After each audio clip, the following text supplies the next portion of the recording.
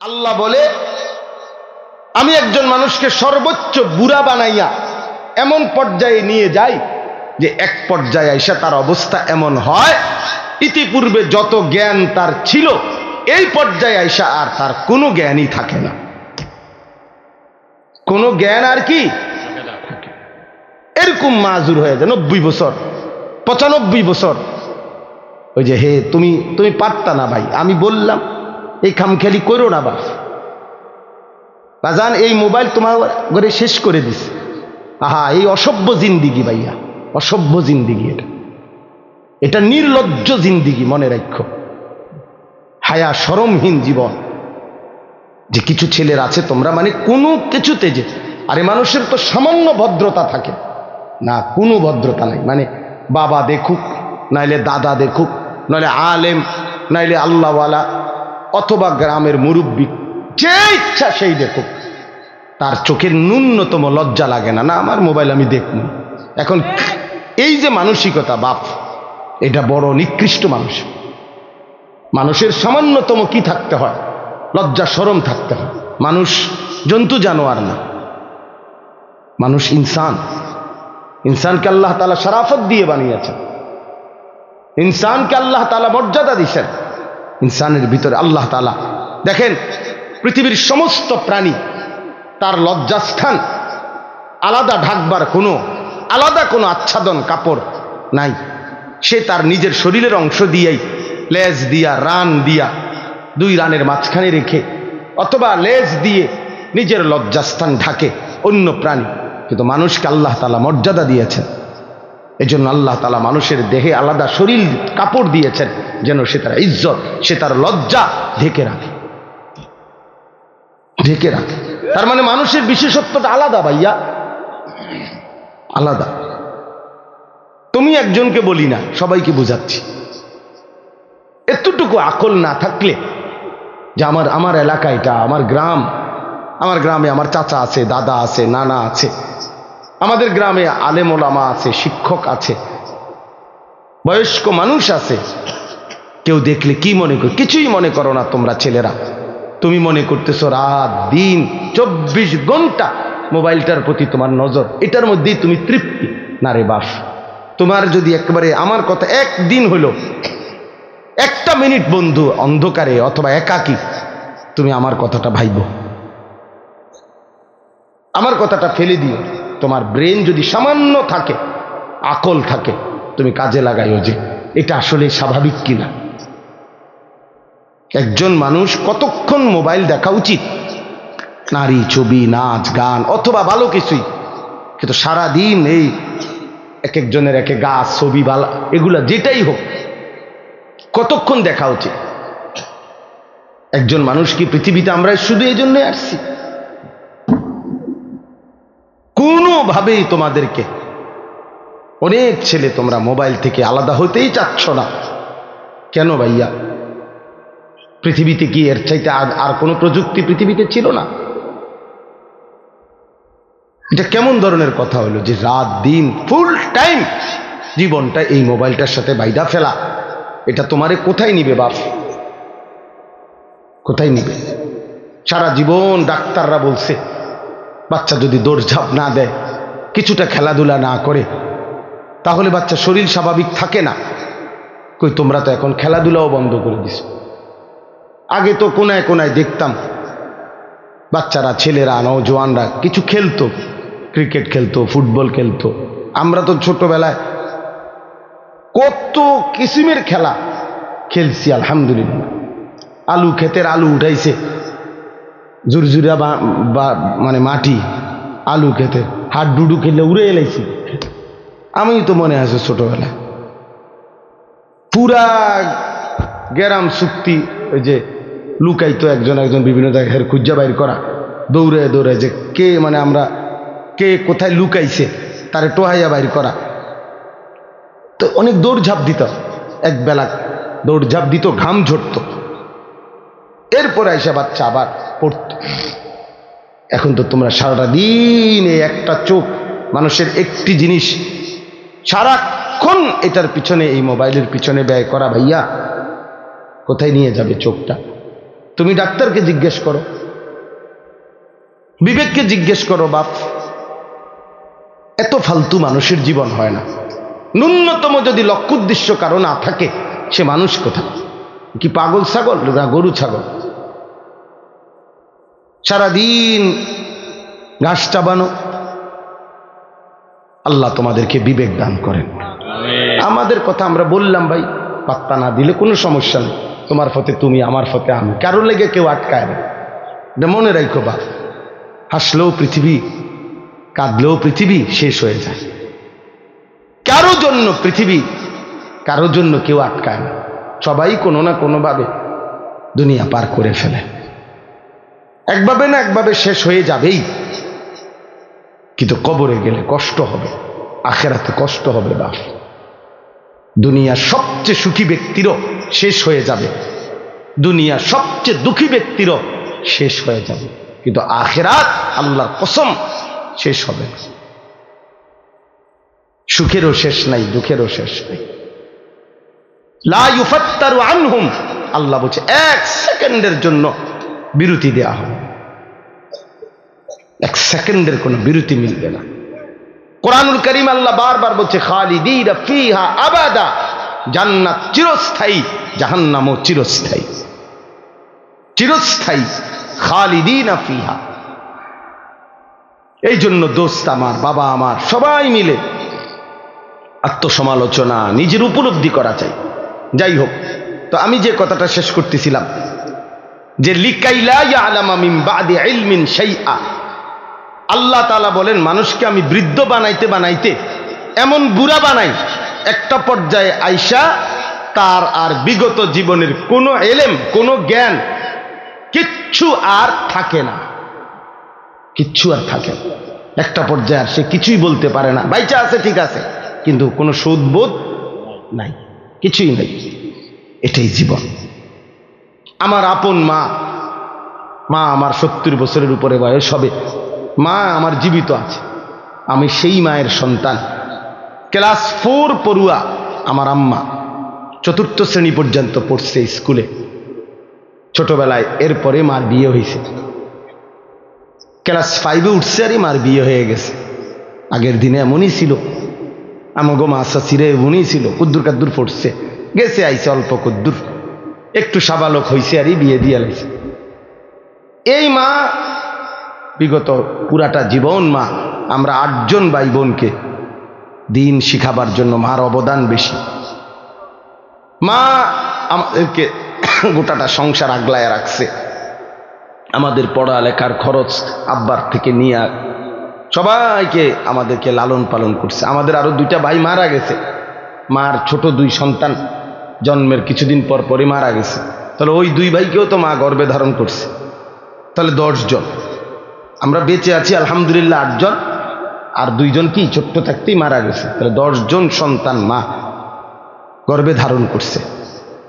তাইলে এই মা, আমি দেখতাম কত কিছু ভাই বোনদের সব তো মায়ে বুঝাইতো, কিন্তু এখন আইসা আমার আম্মা বয়স বাইচা আছে ঠিক, একটি শব্দ কিছু বোঝে না। কিছু বল, নামাজ মা নামাজ পড়েন, আহা মা রে, আমি আমার সারাটা জীবন আমি বুঝের পরে দেখছি মা একবার সকালবেলা বসে রয়েছে মুসল্লা, মা কি গো উঠতেন না? বাজি আমার তো চাষতের নামাজ রয়েছে, আমার তো এশরাকের নামাজ রয়েছে, তাহাজ্জুদের নামাজ, আউয়াবিনের নামাজ, কদ্দুর পর পর ওজিফা, ওই যে আগে যে ছোট ছোট মা চাচিরা পড়তো, ওজিফানি কইতে এগুলারে ছোট ছোট বই, কোরআন শরীফ সূরা, নির্দিষ্ট সূরাওয়ালা, এগুলো পড়তো, দুরূদ শরীফ পড়তো, তসবি পড়তো, 1000 দানার তসবি ছিল মা, এগুলো দেখতাম বইয়ে বইয়ে পড়তো। এখন মা কিছুই কইতারা না, জিগাইলে কথা কয় কহ কিতা, মানে কিচ্ছু বোঝে না মা। তো সেই মা আমি যাকে দেখছি ভাব, তাহলে একটা বয়সে আইসা এখন মা বেঁচে আছে ঠিক, কিন্তু মার আর সেই জ্ঞান, ব্রেন আর কাজ করে। তো আমার বলার উদ্দেশ্য হলো, মানুষ তো বয়সে আইসা মানুষের বুদ্ধিমত্তা, আকল, দেমাগ কমতে পারে, কিন্তু তোমরা যারা নওজোয়ান, তোমাদের তো বাবা বোঝা উচিত যে এই মুহূর্তে তো তোমাদের সবকিছু সচল। তোমার হাত যেমন মজবুত, তোমার ব্রেনও তো মজবুত। তোমার বিবেকও তো মজবুত,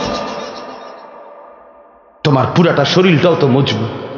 তোমরা যারা 17-18 বছরের ছেলে, তোমাদের তো এখন 100 মাইল দৌড়াইলেও কষ্ট হওয়ার কথা না বাপ। আমি ওই যে মৌলানা অনেকক্ষণ ওয়াজ করছে, আমার আয়সা বলছে, আমি মনে মনে বলতেছি সে যদি শুনতো। হ্যাঁ, আমি এক টানা সোনাকান্দা মাদ্রাসায় চাকরি করতাম, 11 বছর চাকরি করছি। ওই সময় আমি 2.5 ঘন্টা, বিশ্বাস করেন একবার আল্লাহর সাক্ষী রেখা বলি, 2.5 ঘন্টা পায়ে হাইটা মাহফিলে গেছি, ঘড়ি ধরা 4 ঘন্টা বয়ান করছি, না খাইয়া আবার 2.5 ঘন্টা হাইটা মাদ্রাসায় আইসা রাত্রে ঘুমাইছি। এই তো সেদিনের কথা। কি হয়েছে? কিচ্ছু মনে হয়েছে না, গায়ে টেরও পাইছি না, কিচ্ছু মনে হয়েছে না। এটা 4 ঘন্টা আমি আগে, এখন আমি আস্তে আস্তে কথা বলি, এখন অনেক হালকা আওয়াজে কথা বলি আমি। আমার গলা 2 বার অপারেশন হয়েছে, 2 বার আমার গলা অপারেশন করা। তো কিন্তু আমি এক সময়, আমার আগে যারা মাহফিল ওয়া বয়ান শুনছে, আরো 10 বছর আগে, 15 বছর আগে, 10 বছর আগে, এরা জানে আলহামদুলিল্লাহ। মানে আমি পুরা 4 ঘন্টাই চিল্লাইছি, তখন এত জোরে কথা বলতাম, কিচ্ছু মনে হইতো না। তাইলে প্রিয় ভাই আমার, একটা সময় মানুষের যৌবনের পূর্ণ টাইম। আমি এই জন্য অনুরোধ করছি, তোমরা ছেলেরা, বাবা, প্রিয় বন্ধু, প্রিয় সন্তান, তুমি তোমার ব্যাপারে ভাইব, নিজেকে নিয়ে ভাববে। তোমার বন্ধু তোমারে নিয়ে ভাববে না, সে তোমার সাথে তামসা করবে। তোমারে নিয়ে আলাদা, সে তোমারই নিয়ে ভাববে না, সে তো নিজেকে নিয়েই ভাবে না, তোমারে নিয়ে কি ভাববে? সে তো চেষ্টাই করবে তোমারে নাচ গান, অসৎ ছবি, এই তাফালিং, এই লাফাল দিয়ে। এখন আমি এক সিএনজি পাম্পে গ্যাস নিবার জন্য দাঁড়াইছে আমার গাড়ি, 5-6টা ছেলে আসছে মোটরসাইকেল নিয়ে, মনে তেল নিব। বিশ্বাস করেন, এখানে না, আমাদের কুমিল্লা পোদ্দার বাজারের কাছে। আজীব লাগলো আমার কাছে, তাকাইয়ে রইলাম ফোলাফান্ডি, মানে আইসা পড়ছে ফিলিং স্টেশনে, তেল লইব তো তোরা দাঁড়াইবি নাই। এইটার হরন, এটারে মানে এত বিকট আওয়াজ, এটার ধরে রাখছে, হরন বাজাইতে আছে। এইটা আচ্ছা পাগল, মানে তার যদি ছিঁড়ে যায়, এগুলা নাকি কি খুলে ফেলে, কি করলো আমারে একজনে বুঝাইলো, মানে হরনটা এত বিকট কেন, বললো যে কি যেন এটার ভিতরে থেকে খুললে ফেললে এটার আওয়াজটা আরো বাইরে যায় আর কি। এই তাহলে এইটা, এই যে মাতাল, তুই এটা করলিটা কি বাবা? এটার কি অর্থ আছে যে তুই এত জোরে এখানে হরন দিবার কি আছে? তুই তো দাঁড়াইছো, তেল নিবা তো, তুমি এটার হরন, মানে এটা হের কাছে ভালো লাগবে, হাসের এক থাপ্পড় মারের, ঠ্যাং দিয়ে দেখলাম লাত্তি মারের। বিশ্বাস কর, মানে আমার কাছে মনে হচ্ছে এটা চিড়িয়াখানার জানোয়ার, চিড়িয়াখানার জানোয়ার ছাড়া আর কিচ্ছু নাই। কি রে বেটা, তোরা মানুষের বাচ্চা হইলে এমন করস কা? এইতে হেতরে লাতি দের, থাপ্পড় মারের, কে হাসের, কেউ কি দেখে কিনা, আর কোনো মানুষ আছে কিনা ডানে বামে, এতটুকু আকল দেন বাপ আমার। এটা জীবন না বাপ, এটা জিন্দেগি না, এভাবে জীবন চলে না, এটাকে সুস্থ মানুষ বলে না, এটা জীবন না। আমাদের প্রত্যেককে আল্লাহ তাআলা, আমাদের মা আছে, বাবা আছে, বংশ আছে, আমাদের ধর্ম আছে, আমাদের আল্লাহ আছে, আমাদের রসুল আছে, আমাদের কোরআন আছে, আমাদের ইসলাম আছে। আমাদের জীবন ফালতু না, আমাদেরকে আল্লাহ অনর্থক বানায় নাই বাপ। সারা দিনে কোনো কাজ নাই, আল্লাহ নাই, রসুল নাই, নামাজ নাই, সেজদা নাই, খোদার কসম এটা মানুষের জিন্দিগি হইতে পারে না। এটা কুকুর বিড়ালের জীবন হইতে পারে, জন্তু জানোয়ারের জীবন হইতে পারে, ইনসানের জিন্দিগি, মানুষের জিন্দিগি, আল্লাহ থেকে বিচ্ছিন্ন, আখিরাত থেকে বিচ্ছিন্ন যেই জীবন, এটা মানুষের জীবন নয়, জানোয়ারের জীবন, জানোয়ারের জীবন, জানোয়ারের জীবন, জানোয়ারের জীবন। মনে রাখো, উড়াই দিও তুমি, কোনো সমস্যা নাই, আমি বলে গেলাম, তুমি মনে করো হাসি দিয়া উড়াই দিলা, অসুবিধা নাই, সবাই বদলায় যাবে, আমরা এই আশাই বলি না। বদলাবে তো আল্লাহর ফায়সালায়, আমরা বলে থাকি, আমরা তো জানি, এটা বিশ্বাস করি, আমার কোনো যোগ্যতা না, ফয়সালা তো আসমানে, কে ফিরবে, কে বদলাবে, কার জিন্দেগি সুন্দর হবে, এটা তো আল্লাহর সিদ্ধান্ত। কিন্তু এই জীবন, মানুষের জীবন যেটা, এটা সেজদাওয়ালা জীবন, বন্দিগিওয়ালা জীবন, আখিরাতওয়ালা জীবন। প্রিয় ভাই, কোরআন শরীফের আয়াত শুনেন, আপনারা বাবারাও শুনেন। আল্লাহ কোরআনে ডাইরেক্ট বলছে ফামাসালুহু কামাসালিল কালব, সরাসরি কোরআন শরীফের আয়াত। আল্লাহ বলছে বেঈমান নাফরমান তার উদাহরণ হলো কামাসালিল কালব, কুত্তার মতো। সরাসরি কোরআন। কালবুন অর্থ কুকুর, কুকুর, কুত্তা। জিজ্ঞেস করেন কোন আলেমকে, কোন মাদ্রাসা ছাত্র রুজি গেল, হে কই এটা জানে কালবুন অর্থ কুত্তা। আল্লাহ তাআলা কোরআনে বলছেন নাফরমান, বেঈমান, সেজদাবিহীন, আমার গোলামি, আমার বন্দিগি যার মধ্যে নাই, ওই কুত্তার মতো, কুত্তার মতো, কুত্তার মতো বেটা, ওই মানুষের বাচ্চা না। আল্লাহ কোরআনে বলছে ইন তাহমিল আলাইহি ইয়ালহাস আও তাতরুকহু ইয়ালহাস। আল্লাহ বলছে কুকুরের স্বভাব কি? আল্লাহ নিজে বলছে পাইলেও জিহ্বা লম্বা করে, না পাইলেও জিহ্বা লম্বা করে। হ্যাঁ, নারী দেখলো অস্থির, না দেখলো অস্থির। এই দেখেন যে সমস্ত যুবক দিন রাত নারীর ছবি দেখে, এদের তৃপ্তি নাই। তৃপ্তি হইলে তো এতে একটা বন্ধ রাখতো, যে যাক আমি দেখে শান্তি লাগছে, একটু তৃপ্তি হয়েছে, ঘুমাইয়া তৃপ্তি হয়েছে, ওরা আর গুমজানের দরকার নাই, আবার রাত হইলে আবার ঘুমামু। তাহলে এটার তো একটা বোঝা গেল যে তৃপ্তি হয়েছে, তার ঘুমাইয়া মোটামুটি পোষাইছে, এখন সে 8 ঘন্টা 10 ঘন্টা কাজ করবে, বুঝাই গেল। তো তৃপ্তি হইলে তো থামতো, সে তো থামে না, সে তো সারাক্ষণ পরপর সারা দিন রাত নারী ছবি দেখতেছে, উলঙ্গ দৃশ্যই দেখতেছে। বুঝা গেল সে দেখেও অতৃপ্ত, না দেখলেও অতৃপ্ত। এই জন্য তার স্বভাব কুত্তার স্বভাব, কুকুরের স্বভাব। মনে রাখিস বাবা, জানোয়ারের আখলাক এটা। হারামখোর দেখবেন নাফরমান, নাফরমান যেগুলো অবৈধ ইনকাম করে, ওজনে কম দেয়, কাস্টমারকে ঠকায়, কামাই করে, এরপরও তার তৃপ্তি নাই। দেখেন বেচে, মাল বেচতে আছে, বেচা কিনা চলতেছে তার দোয়ানে, আপনি জিঙ্গাবেন যাইয়া কবেন কি অবস্থা ভাই, বেচা কিনা না, দূর দূর দূর দূর, আগের এই ব্যবসা ওনার নাই, কি এর বেচা কিনা, বইয়া তা ওনারই কতক্ষণ, অথচ মাল বেচতেছে, দোকান চলতেছে তার। কয় না আগের ব্যবসা নাই। কিরে ডাকাত, আগের ব্যবসা নাই বলতে কি তা? কোন বছরের ব্যবসা নাই? আরো 300 বছর আগের ব্যবসা নাই নাকি? তো তুমি সেই সময় আইতা, তুমি অনাইলা কেন পৃথিবীতে? যে বছর ব্যবসা ছিল সেই বছর তুমি জন্ম নিতা, কথা বলেন না? তো কোন আগের ব্যবসা নাই কি? কোন সময়েরটা কি? নূহ আলাইহিস সালামের জমানার ব্যবসা নাই নাকি? তাইলে এটা কোনো কথা হইল? প্রত্যেকের রিজিক আল্লাহ তাআলার পক্ষ থেকে বরাদ্দ। এই জন্য আমি বললাম ওই যে স্বভাব, এটা স্বভাবই এটা, যে পাইলেও জিহ্বা লম্বা করে, না পাইলেও কি করে। এই আল্লাহ কোরআনে বলছেন নাফরমান কুকুরের মতো। আল্লাহ আমাদেরকে হেফাজত করেন। অনেকের আছে লজ্জা শরমই নাই। এর কথা হলো আমার যেহেতু শরমে নাই, আমারে কি গরু কয় না, ছাগল কয় না, প্লাস্টিক কয় না, হাফ প্যান্ট কয় না, ফুল প্যান্ট কয়, দূর বেটা, আমি তো এমনি বেশরম, আমার কইলেই কি বেটা, বুঝছেন? কোন বেটাতে পেশাব করতে বইয়া নিজে লুঙ্গি দিয়া আলগি দিয়া নিজে মুখ ডাই কেলাইছে।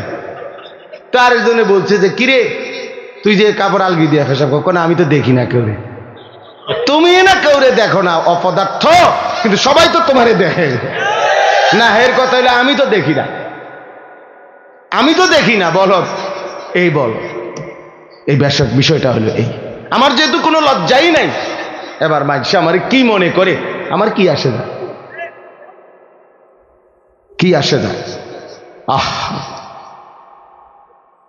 আয় হায় হায়, এজন্য প্রিয় বাপ, চলেন আমরা নওজোয়ান সাথী, তোমরাও বলি, আবারও বলছি তোমাদেরকে, এই কথাটাই বললাম, নিজের উপরে কদর করো বাবা। নিজের চরিত্র বড় সম্পদ। ছোটবেলায় আমরাও স্কুলে পড়ছি বাপ, প্রাইমারি স্কুলে আমরাও দাখিল পাশ করছি। ছোটবেলায় শিক্ষকদের মুখেই শুনছি। ছোট্টবেলায় আমার মনে আছে, আমি স্কুল জীবনেই, প্রাইমারি জীবনেই শুনছি, character is lost, everything lost. যার চরিত্র নষ্ট, সব নষ্ট। আর মানি লস্ট, সামথিং লস্ট, না নাথিং লস্ট। টাকা যদি ক্ষয় হয়, নষ্ট হয়, কিছুই না, nothing. Health is lost, something lost. শরীর যদি কিছু নষ্ট হয়, ক্ষয় হয়, তো কিছুটা ক্ষতি। কিন্তু আখলাক চরিত্র যার নষ্ট, তার সব নষ্ট। চরিত্রহীন একেবারেই নিকৃষ্ট, একেবারেই নিকৃষ্ট। এই জন্য আমরা যদি ফিকির করি বাবা, নিজের পক্ষে, নিজের ভালো, নিজের কল্যাণ সম্ভব, আল্লাহ আমাদেরকে তৌফিক দান করেন। আল্লাহ তাআলা প্রতিটা নওজোয়ানকে কবুল করে নেন। চলেন আর অল্প একটু সময়, এবার আমি যে আয়াতটা পড়ছি এটার উপরে একটু কথা বলি। 15 নম্বর পারা, 17 নম্বর সূরা, সূরা বনী ইসরাইলের প্রথম আয়াত। এই আয়াতটা হলো মেরাজকে কেন্দ্র করে আমাদের প্রিয় নবী সাল্লাল্লাহু আলাইহি সাল্লামের জীবনের অত্যন্ত গুরুত্বপূর্ণ, মর্যাদাপূর্ণ, বৈশিষ্ট্যমণ্ডিত একটা ঘটনা। নবীজির জীবনের একটা আজিমুশান সম্মান নবীর, সেটা হলো মেরাজ। মেরাজুর রসুল, মেরাজুন নবী সাল্লাল্লাহু আলাইহি ওয়াসাল্লাম।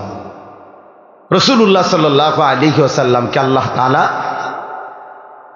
নবুয়তের সময়ে জমিন থেকে 7 আসমানের ঊর্ধ্বে, কোটি কোটি গুণ ঊর্ধ্বে আল্লাহ তাআলা তার মহান আরশে আজিমের মধ্যে মেহমান করে নিয়েছিলেন।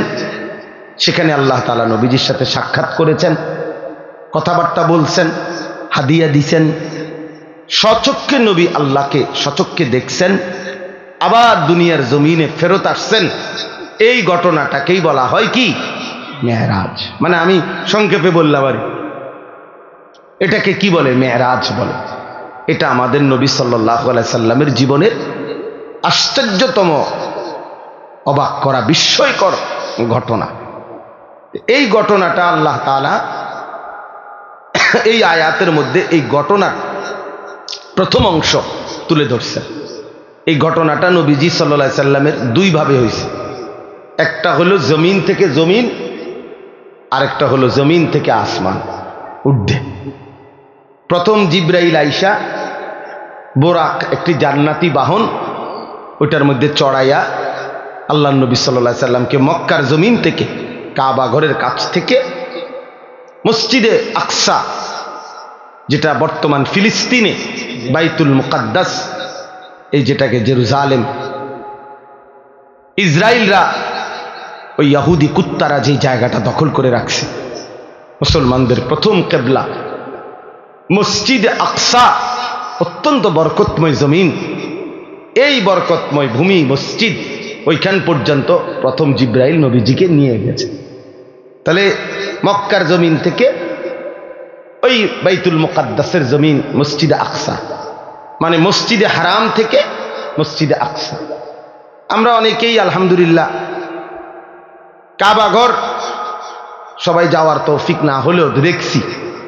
তো এই কাবা ঘর যে ছবিতে দেখছি, কালো গিলাফের যে কাবা ঘর, এই কাবা ঘরের চারদিকে গোলাকার, চারিদিকে মিলাইয়া মসজিদ আছে।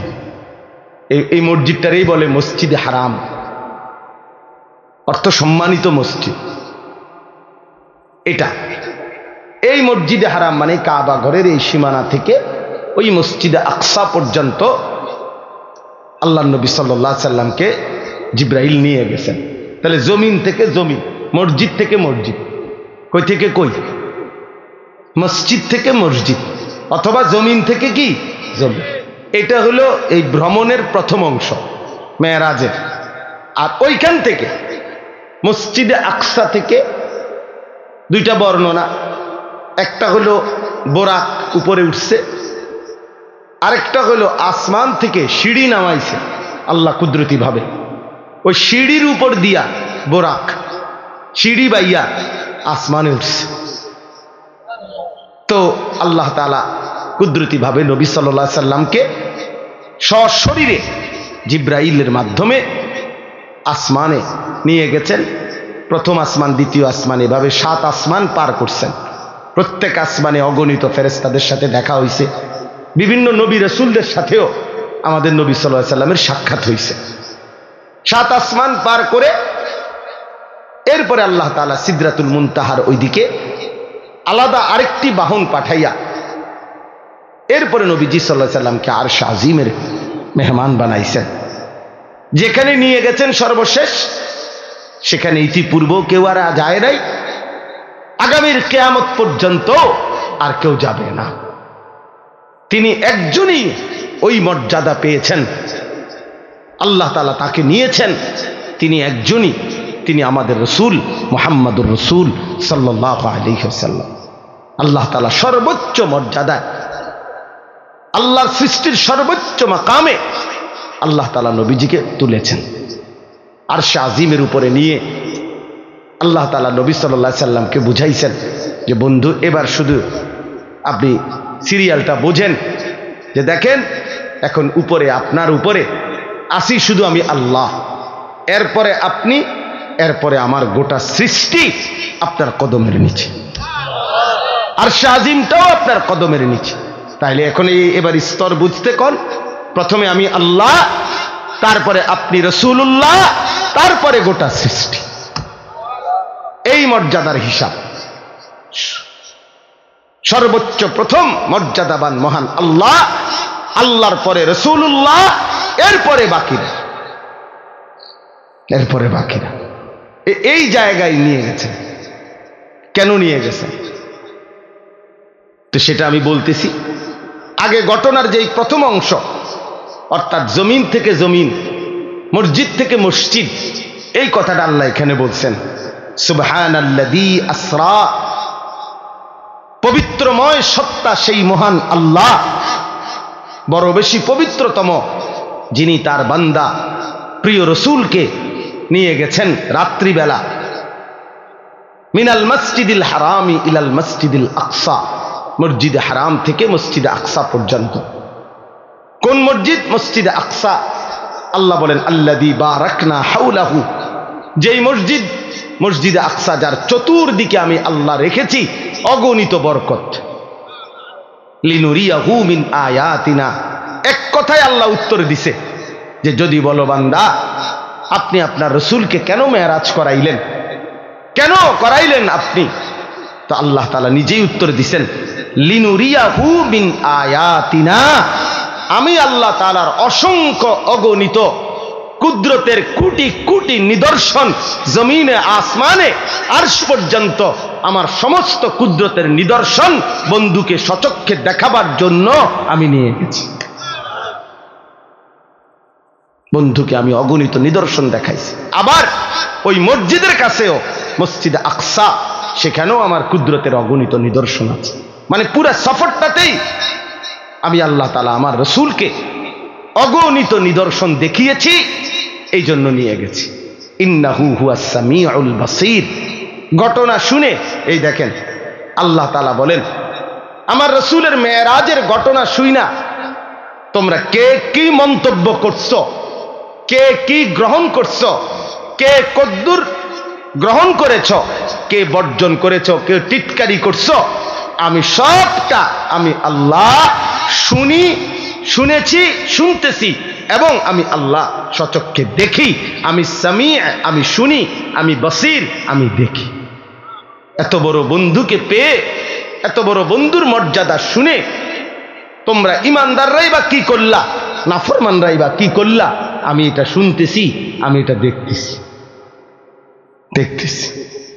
অতএব প্রিয় বন্ধু, এবার শুনেন, পুরা লম্বা কাহিনী বলা আমার পক্ষে সম্ভব না, এত রাত। আপনাদের ইমাম সাহেবরা নিজ নিজ মসজিদের মধ্যে এটা বলে, মোটামুটি এটা নিয়ে আলোচনা হয়। আমি ঘটনা পুরা শুনাইতে চাচ্ছি না, আমি শুধু 2-3টা ছোট্ট ছোট্ট কথা মেরাজের ঘটনা থেকে বলতে চাই। এক নম্বর কথা হলো, রাসূলুল্লাহ সাল্লাল্লাহু আলাইহি সাল্লামকে আল্লাহ তাআলা এই মেরাজে কখন নিলেন?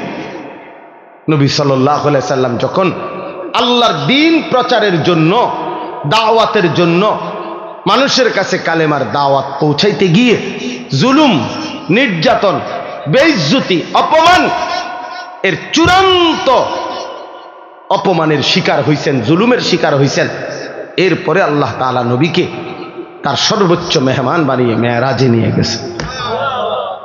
নবী সাল্লাল্লাহু আলাইহি সাল্লাম 10 বছর মক্কায় কালেমার দাওয়াত দিছেন। প্রতিদিন মক্কার কাফের কুরাইশরা দিবানিশি বিরোধিতা করছে, জুলুম করছে, নির্যাতন করছে, শারীরিক মানসিক সর্বদিকে নবীর শরীরেও আঘাত করছে, মানসিকভাবে গালি গালাস, মন্দ সন্দ বলতো। নবীজি সাল্লাল্লাহু আলাইহি সাল্লাম কষ্ট পাইতেন, কখনো বলতো পাগল, গণক, জাদুকর ইত্যাদি ইত্যাদি।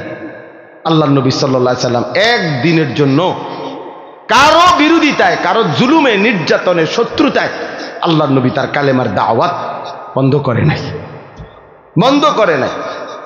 10 বছর পরে নবীজির বয়স হয়েছে 50, মানে 40 বছর বয়সে শুরু হয়েছে। তাহলে আরো 10 বছর যদি মানুষকে আল্লাহর দিকে ডাকে তো কয় বছর হইল? 50। আর নবুয়তের বছর কত? 10। নবুয়তের সময় পার হইল কত? দাওয়াতের টাইম গেল কয় বছর? 10 বছর।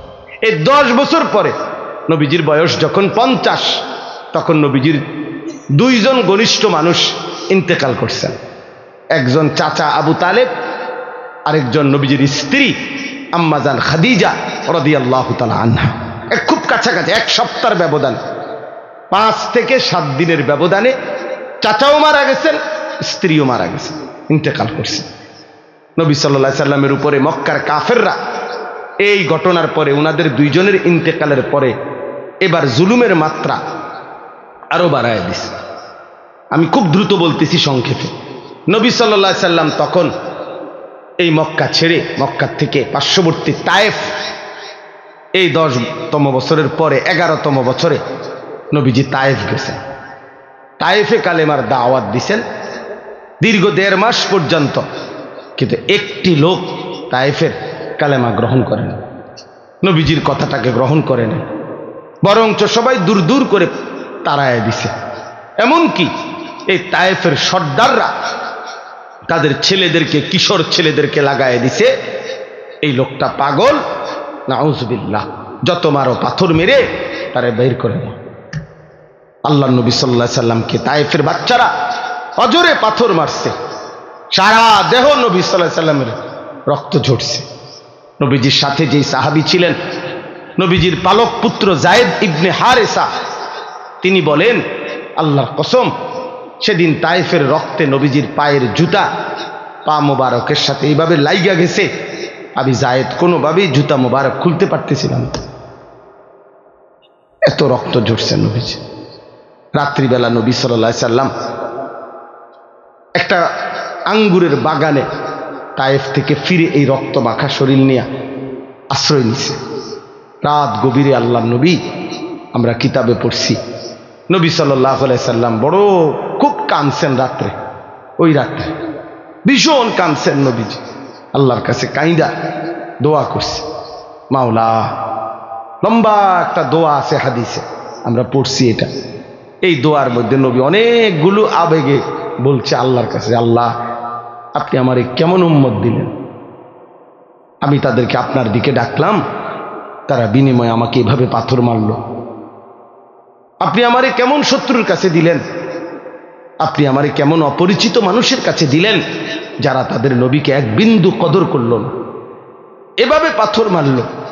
এইভাবে অনেক মনের আবেগে আল্লাহর কাছে অনেক কথা বলে, দেখেন একটা কথা ওই হাদিসে আছে, ওই দোয়ার মধ্যে নবী একটা কথা বলছে, তবে আল্লাহ, মনের কষ্ট যাই তা বললাম, তবে আমার একটাই কথা, যদি আপনি আসমানওয়ালা মালিক আমার, আপনি যদি ইনলাম তাকুন আলাইয়া গাদাবুন ফালা উবালি, এই মাওলা, যদি আপনি আমার উপরে নারাজ না হন, আপনি যদি বলেন আপনি আমার উপরে অসন্তুষ্ট হন নাই, আপনি খুশি আছেন, তো আল্লাহ কসম ফালা উবালি, আমি কোনো পরোয়া করি না, আমার কোনো চিন্তা করি না, আপনি রাজি থাকলেই আমার চলবে।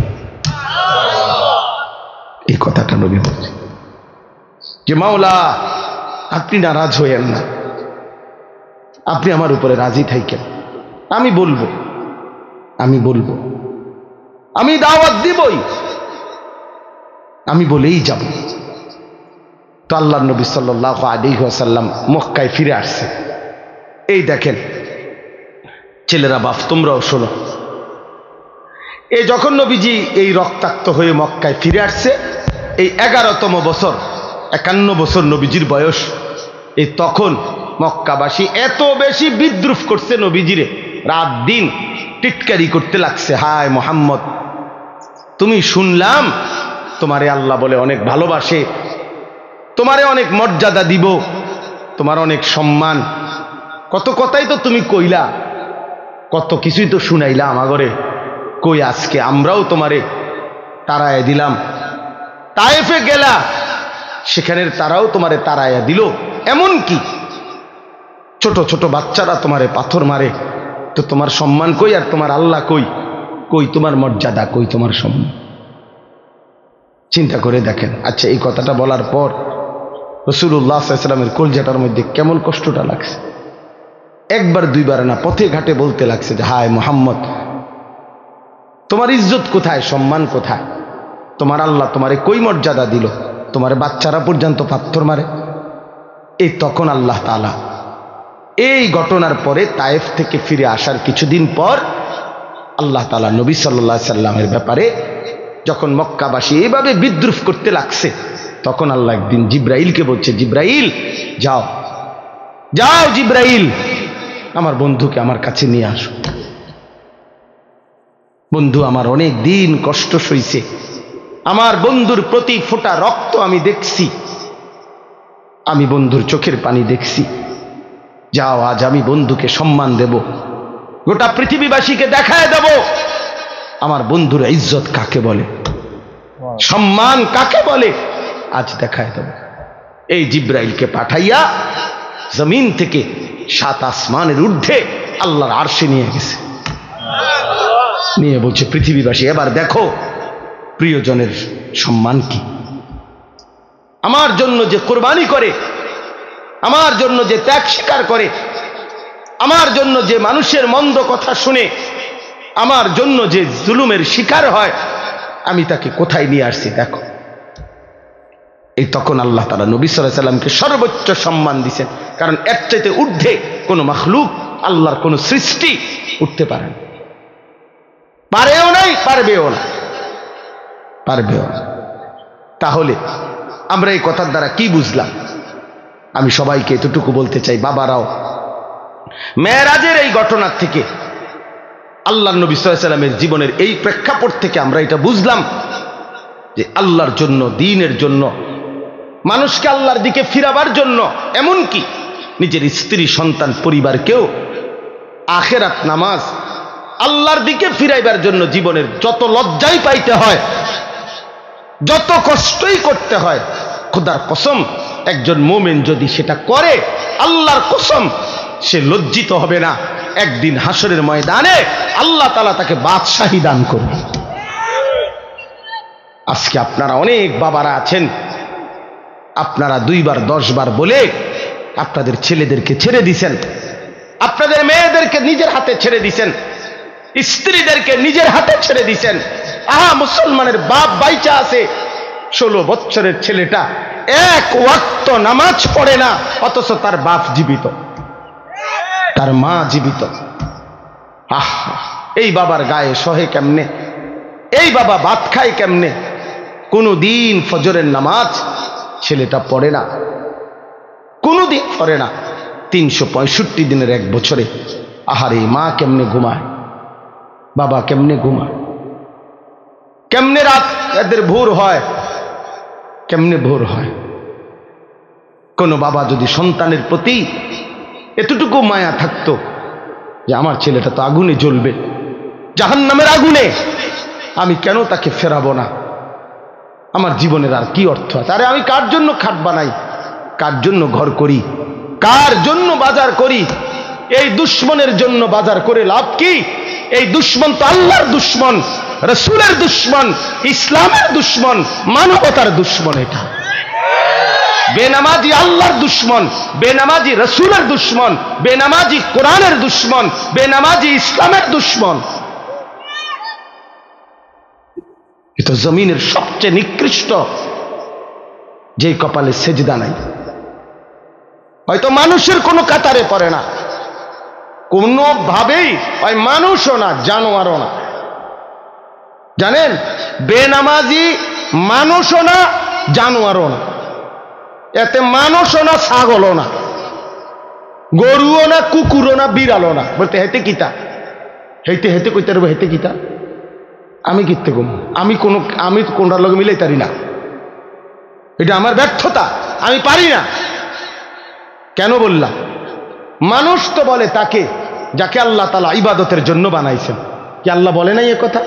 তাইলে যার দ্বারা ইবাদত হচ্ছে না সে তো মানুষ না। আবার জানোয়ার বলবেন কেমনে? তারে আমনে যদি কুকুরও কন, কুত্তাও তো প্রতিবাদ করবে আল্লাহর কাছে যে আল্লাহ আমনে আমারে তো সেজদা দিতে কন নাই। আল্লাহ কি কুকুরকে সেজদা দিতে বলছে? তো আল্লাহকে সে বলবে, কুত্তা বলবে আল্লাহ আরে কুত্তার মতো কইলো কেন, আমারে আমার লগে তুলনা দিল কেন? বেনামাজিরে আমারে তো আমনে সেজদা দিতে বলেন নাই, ওরে বলছেন তো আমার লগে মিলল কই? ওরে বলার পরে সে দেয় না, আমারে তো বলেন নাই, আমি সেজদা দিব কেন? আর আমার না দেওয়াটা দোষ না, আমারে তো আপনি আদেশ করেন নাই। কিন্তু এই জানোয়াররে তো সেজদা দিতে বলছিলেন আল্লাহ, এই জানোয়ার দেয় না কেন?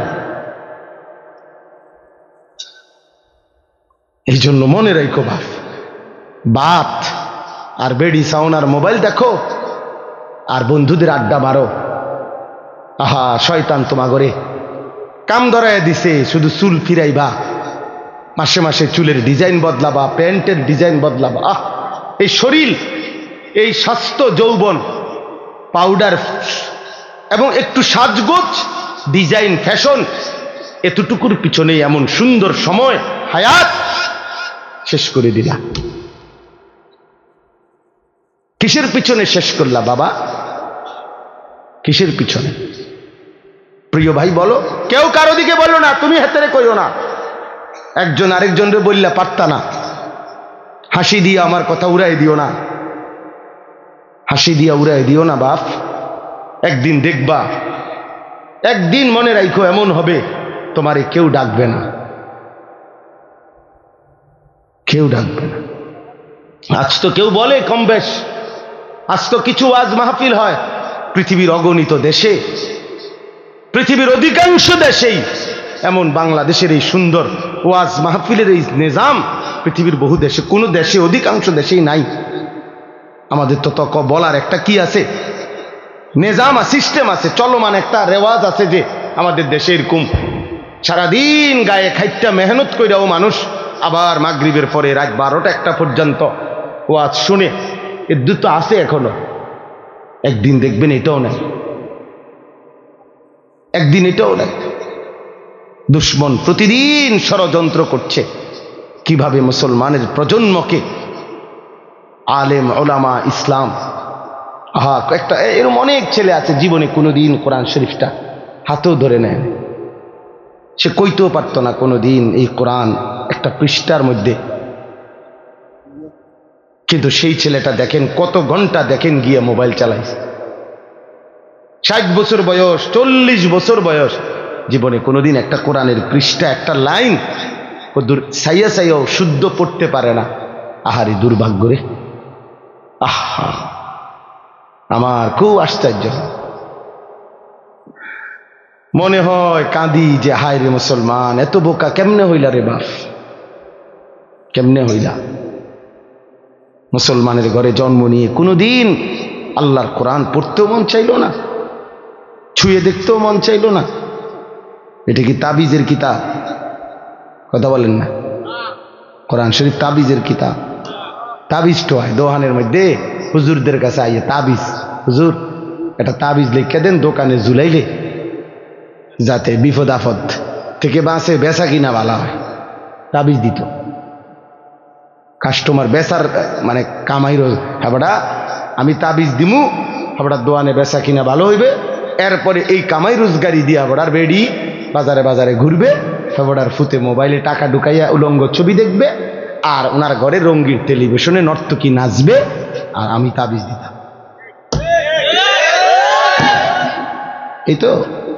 এই তো বিবেক, এই তো ইনসাফ। আল্লাহ আমাদেরকে বুঝ দান করেন। আমার কথা শেষ, আমার মূল বক্তব্য। অনেক উদাহরণ মেরাজের ঘটনা থেকে অনেক কিছু বোঝানো যায়। এই একটা জিনিস বুঝাইলাম যে তোমরা ছেলেরাও বাবা, প্রিয় ভাই, আবারও বলছি, তোমরা আল্লাহর জন্য, নামাজের জন্য ফিরে আসো। এমন জীবন নষ্ট করো না। আমি বললাম কেউ খবর নিবে না, কেউ খবর নিবে না। একটা জিনিস বুঝার জন্য বলি বাপ, মনে রাখো, আল্লাহর নজর থেকে কেউ যদি, আল্লাহর দয়া থেকে কেউ যদি ছিটকে পড়ে, তারে আর কেউ খবর নেয় না। তুমি মনে করো কারো প্রযুক্তি দিয়া, কারো ক্ষমতা দিয়া আল্লাহর দয়া ছাড়া পৃথিবীতে টিকা সম্ভব না। আমেরিকার একটি প্রদেশ পৃথিবীর সবচেয়ে ক্ষমতাধর,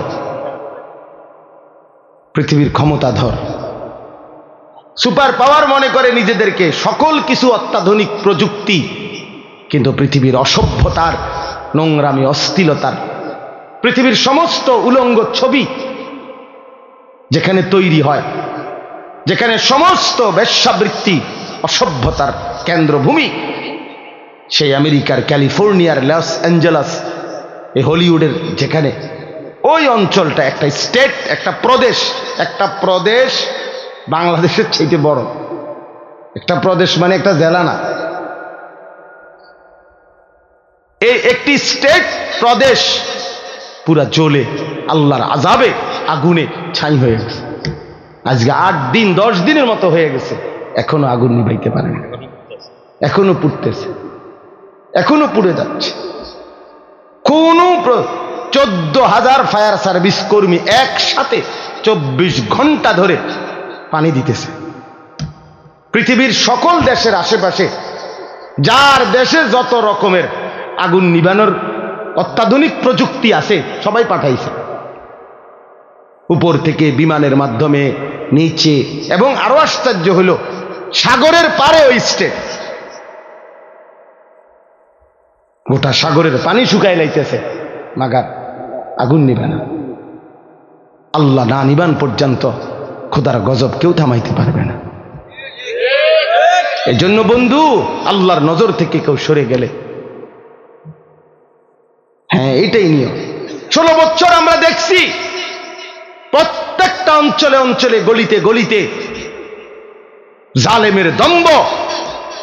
আজকে যখন আল্লাহর নজর আল্লাহ সরায় নিছে, আর এই ছোট্ট কিশোর নওজোয়ানদের হাতে পরাজিত হয়ে ফ্যাসিস্ট জালেম যখন পলাইছে, কই তার এই লাখ লাখ অনুসারীদের একটা নিঃশ্বাসও ফেলে না এখন আর।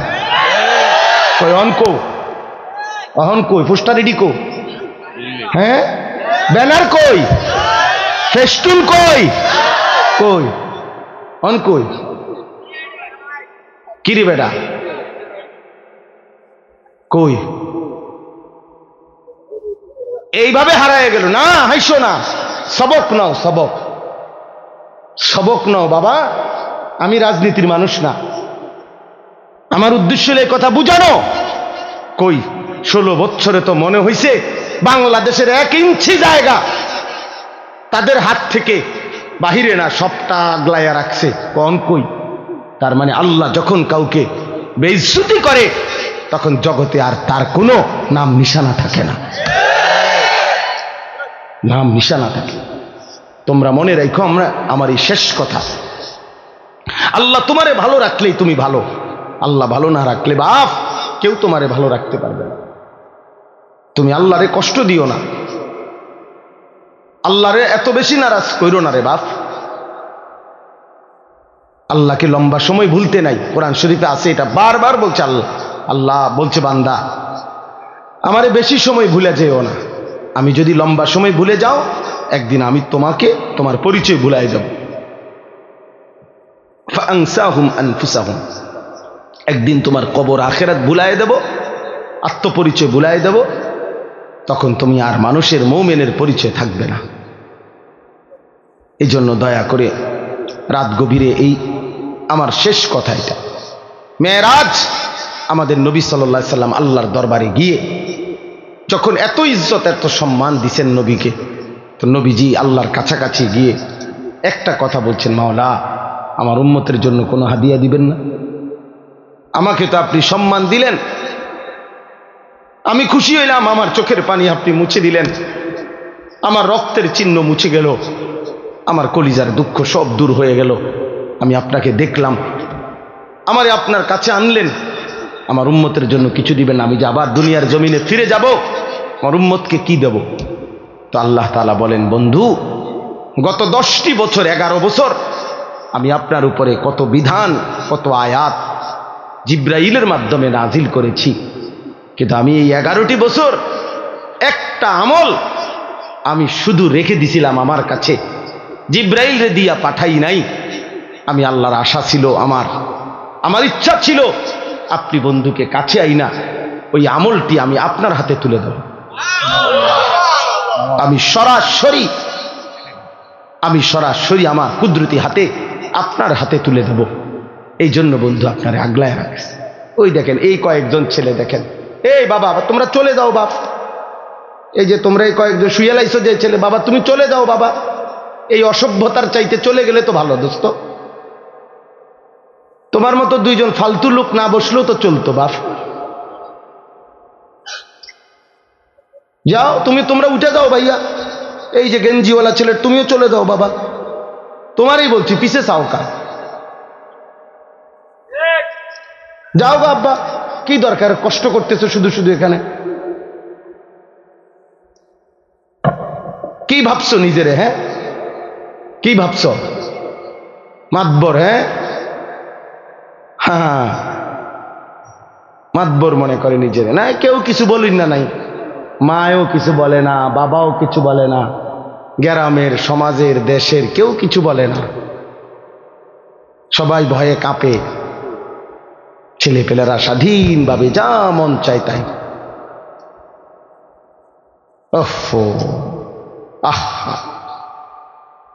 বিবেকহীন হলে কেমন যা হয়। আমি ছাড়তে রাজি না বাপ, তুমি জানো না আমার খাসিয়ত, আমারে আর কেউ দেখছো না তোমরা, আমি এতক্ষণ হলে কষ্ট করলাম কেন? প্রথমে যে বুট ভাওয়া বন্ধ করেন, মোবাইল বন্ধ করেন, পিছনের গড়ে বলছি আগলায় আসেন, কি লেগা? আমার মাকসাদ শুধু একটা হইলো, আমার সিহুলি আমি কইয়া গেলাম, কেউ ঠ্যাঙালগি দিয়া রইছে না, হুত্তা রইছে না, সিত্তিয়া রইছে, আমার এত গানের দরকার কি? আমার ও আজেনা দরকার, আমার টিয়া আনা দরকার, আমার সময় না পার করা দরকার। আল্লাহর কসম আমি এই মাকসাদে বয়ান করি না বাবা, আমি ফিকির নিয়েই আলাদা, আমার একটা মানসিকতা আছে, আমি পরিবর্তনের আশায় কথা বলি। আমার স্বপ্ন এটা, আমাদের কিশোর তরুণ নওজোয়ান বদলাবে ইনশাআল্লাহ, বদলাবে এবং বদলাচ্ছে প্রতিদিন, প্রতি ঘন্টায় যুবক বদলাই যাইতেছে ইনশাআল্লাহ। দেখো তোমরা, বললাম আগামীর সময়টা এদেশের কিশোর তরুণ নওজোয়ান কালেমার পতাকা উড়াবে ইনশাআল্লাহ। যাদের হাতে ফ্যাসিস্ট পলাইছে, জালেম পলাইছে, তাদের হাতে কালেমারও বিজয় হবে ইনশাআল্লাহ।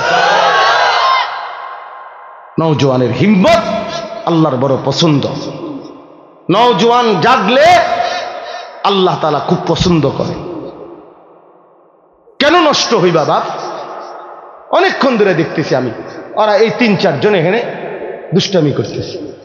আরে বিবেকহীন, তুমি চলে যাও নাই তো, আমি তো তোমার জোর করি নাই এখানে। 14-15 বছরেই যদি তোমরা, 16 বছরে যদি তোমরা এত নষ্ট হয়ে যাও যে 1 ওয়াক্ত নামাজ পড়তে মন চায় না, আহা বাবা, তো বাকি জীবন কেমনে পার করবা? 18 বছর বয়সে যদি এত হাজার নারী দেখে ফেলো, তো বাকি জীবন কি দেখবা? বিবাহিত স্ত্রী দেখে তো আর মজা পাইতা না। সত্য কথা বললাম, খোলামেলা বললাম। বয়স্ক বাবা না থাকলে আরো বলতাম, একদিন চরিত্র নষ্ট করতে করতে প্রয়োজনের মুহূর্তে আর কিছুই মিলবে না। এর দূরে বললাম, বিবেক থাকলে ভাইব। হারাম হারাম তোমার শরীর নষ্ট করে দেয়। আল্লাহ তাআলা প্রত্যেকের জন্য ভালোবাসার এক প্রিয়তম স্ত্রী আল্লাহ তাআলা রেখেছেন। আল্লাহ তাআলা রেখেছেন হালাল স্ত্রীর পবিত্র চাহনি, তার মধ্যে বরকত আছে, ভালোবাসা আছে, তার ভিতরে ইবাদত আছে। নবী সাল্লাল্লাহু আলাইহি সাল্লাম হচ্ছে, কেউ তার স্ত্রীকে যদি ভালোবেসে আদর করে একটা লোকমা খাবার মুখে তুলে দেয়, একটা রুটি তুলে দিছে, আল্লাহর কসম নবী বলছে আল্লাহ তাআলা সাদকার সওয়াব আমল নামায় তুলে দিবে। আর যে ব্যক্তি ভিন নারী দেখছে, তো তার চোখের মধ্যে কিয়ামতের দিন সীসা গলায়া চোখে দেওয়া। তাহলে দোনোটারই কথা আছে।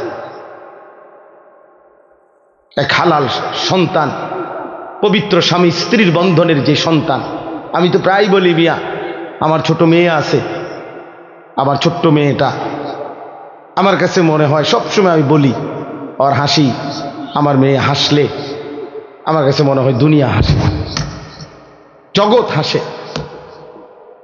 আমার কাছে মনে হয় আমার এই ছোট্ট মেয়ের হাসি মুখের গোটা পৃথিবীর সব সুন্দর কিছুই না, এই বাচ্চার হাসিটা যতটা সুন্দর। তাহলে এক বাচ্চা, এক স্বামী স্ত্রী, এক পবিত্র বন্ধন, বাবা, এর বরকতি আলাদা। তুমি কেন নারী দেখা, ছবি দেখা নষ্ট হয়ে যাবা? আমার বললাম, আমি এই 17, 18, 16 বছর বয়সে বাবা আরো নাদুস নুদুস চেহারা, সুরত, গাল, চোখ, মুখ আরো নাদুস নুদুস, আরো হৃষ্টপুষ্ট হওয়ার কথা। কিন্তু এখন তোমাদের অধিকাংশ ছেলের চেহারা, চোখ, গাল, মুখ ভিতরে ঢুকা। এটার একটা অন্যতম কারণ, মনে রাখো আমার কথা, একটা অন্যতম কারণ এই যে অব্যাহত নারী ছবি, নাচ, গান, উলঙ্গ দৃশ্য তোমরা যে দেখো, খোদার কসম, আল্লাহর কসম, আল্লাহর কসম, গুনাহ শরীরকে দুর্বল করে। এটা কিতাবে আছে। এজন্য চেহারার সৌন্দর্য থাকে না। চুল দিয়া সুন্দর না বাপ, দয়া করে এই জন্য ভালো হোক, সুন্দর হোক, আখলাক সুন্দর করো। আল্লাহ তাআলা আমাদের প্রতিটা ছেলেকে কবুল করে নেন। আল্লাহ তাআলা আমাদের এই মাহফিলকে কবুল করে নেন। আজকের এই সুন্দর আয়োজনের মধ্যে বরকত দান করেন। আমরা মনে রাখতে হবে, তাহলে আমাদের মেরাজ নবীজির ঠিক তারিখ খোঁজা এটা মূল বিষয় না, সবক নেওয়া মূল বিষয়। তাহলে আমরা সবক নেব, এক, আল্লাহর দ্বীনের জন্য আমার সব কোরবান হোক, তারপর আমি আল্লাহকে নারাজ করব না, বিনিময়ে আল্লাহ আমাকে সম্মান দেবেন। দুই, জরুরি বাপ, মনোযোগ থাকা দরকার। এক কথা হলো আমি শুনবো না, ঠিক আছে, চলে গেলেন। আরেকটা হলো না, আমি বসছিলাম আল্লাহর কথা শুনবার উদ্দেশ্যে, তাইলে মনোযোগ দিলে ভালো। আর যদি শুনতে মন না চায়, চলে গিয়ে ঘুমায় গেলে আরো ভালো, সমস্যা নেই। কিন্তু মাঝখানে গাফলতি করা, এটা প্রিয় ভাই উচিত না। আল্লাহর কোরআনের প্রতি সামান্যতম অবজ্ঞা অনেক বড় অপরাধ, অনেক বড় পাপ। কোরআন শরীফে আছে, ওমান আযলামু মিম্মান যুক্কিরা বিআয়াতি রাব্বিহি সুম্মা আ'রাযা আনহা। যে ব্যক্তি আল্লাহর কথা তার কানে শুনবার পরেও সে তার থেকে বিমুখ, অমনোযোগী, আল্লাহ তাআলা কোরআনে বলছে তার চাইতে বড় জালেম আর কেউ না। সরাসরি কোরআন শরীফ। এই জন্য বললাম। 3 নম্বর আর একটা কথা হলো, ভিতরে বৈশা বুট বাদামও খাওয়া যাবে না। এই ছোট বড় তোমরা বাচ্চারা কেউ বুট খায় না, এটাও শিখো ভাই, ছোট হোক তোমারও শেখা দরকার। এক মুসলমান হিসেবে আমাদের এটা সবার বোঝা উচিত যে আল্লাহর কথা যখন হচ্ছে তখন আমি বসে বসে বুট খাইলাম, আবার আল্লাহর কথাও শুনলাম, এটা আদব কিনা, আখলাক কিনা। একটা প্রাইমারি স্কুলও তো ক্লাস 1-এর বাচ্চা, একেবারে পিচ্ছি বাচ্চাও তো যখন শিক্ষক ক্লাস করে তখন তো সে বুট বাদাম খায় না। বুট বাদামের জন্য তো আলাদা বিরতি দেওয়া হয়। টিফিন আওয়ারে ক্লাসের আগে পিছে সে হয়তো কিছু খায়, কিন্তু ক্লাস চলাকালীন তো সে বুট বাদাম খায় না। কোনো টিচার খাইতে দিব, তা আমি দেবো কেন? ইনসাফ কি বলে বলেন? আমি কেন দিব? কোরআনুল কারীম কি বাংলা বইয়ের চাইতে দামি না? অঙ্ক ইংরেজি বইয়ের চাইতে দামি না? তাইলে এই জন্য বললাম কম হোক, কিন্তু মনোযোগ দিলে দিলে কথা ঢোকে, ফায়দা হয়। কলসটা ট্যাপ বরাবর, কল বরাবর মুখোমুখি ঠিক মতো দিলে অল্প চাপেই পানি পুড়ে যায়, কিন্তু একটু ডান বাম করে রাখলে পরে ঠিক আছে, অনেক দেরি হয় অথবা অপচয় হয় বেশি। আর যদি কলস বালতি একটু সরাইয়ে রাখে তাহলে সারা পৃথিবীর সব পানি ঢাললেও কলস আর পুড়বে না। তো বক্তা তো আসছে একেবারে মনে করেন 5 জন 10 জন বড় হুজুর আসছে, কিন্তু আমি তো কলস রাখছি সাইডে, বালতি রাখছি আমি সাইডে, মানে আমি মনোযোগ দেই নাই, আমি নিজে কোনো মানসিকতাই নাই আমার আল্লাহর কথার দ্বারা আমার পরিবর্তনের। তাহলে কি হবে বাপ? লাভ কি হলো? প্রত্যেকেই যদি যার যার জায়গায় এটা সিদ্ধান্ত নেই যে আমি যেমনি আছি এমনি, বাবুরে হুজুররা বললে বললো, শোনার দরকার শুনছি, অনেক মানুষ গেছে দেখে আমিও গেছি। এই হাদিসে আছে, মনোযোগ দিয়ে শুনেন কথাটা। হাদিসে স্পষ্ট, আমি নিজে পড়াইছি, যে ব্যক্তি নাফরমান পাপী সে কবরের 3টি প্রশ্নের জবাব দিতে পারবে না। তো তৃতীয় যে প্রশ্নটা, এই তৃতীয় প্রশ্নের ব্যাপারে ফেরেশতা তাকে জিজ্ঞেস করবে যে এই যে ইনি যাকে তোমাদের কাছে পাঠানো হয়েছিল তার ব্যাপারে তোমার বক্তব্য কি, তুমি কি জানো? তিনি বলবেন, ওই নাফরমান বলবেন আমি কিছুই জানি না। তবে এই স্পষ্ট হাদিসে আছে, ওই নাফরমান বলবে, লোকে শুনতাম ওনাকে বলতো উনি নাকি নবী, তা আমিও এরকম বলতাম, উনি নবী এই দূরে, কিন্তু উনি আমার জন্য কি, ওনার থেকে আমার কিছু গ্রহণ করার আছে, আমার জীবনে ওনার থেকে নেওয়ার মতো কিছু আছে, এটা আমি ভাবতাম না। আল্লাহর কসম, তখন আল্লাহ তাআলা বলবে নাফরমান এই বান্দাকে কবরের মধ্যেই জাহান্নামের পোশাক পরিয়ে দাও, জাহান্নামের বিছানা বিছায় দাও, আর জাহান্নাম বরাবর দরজা এই নাফরমানের দরজায় কবর থেকে খুলে দাও। তাহলে এই যে লোকে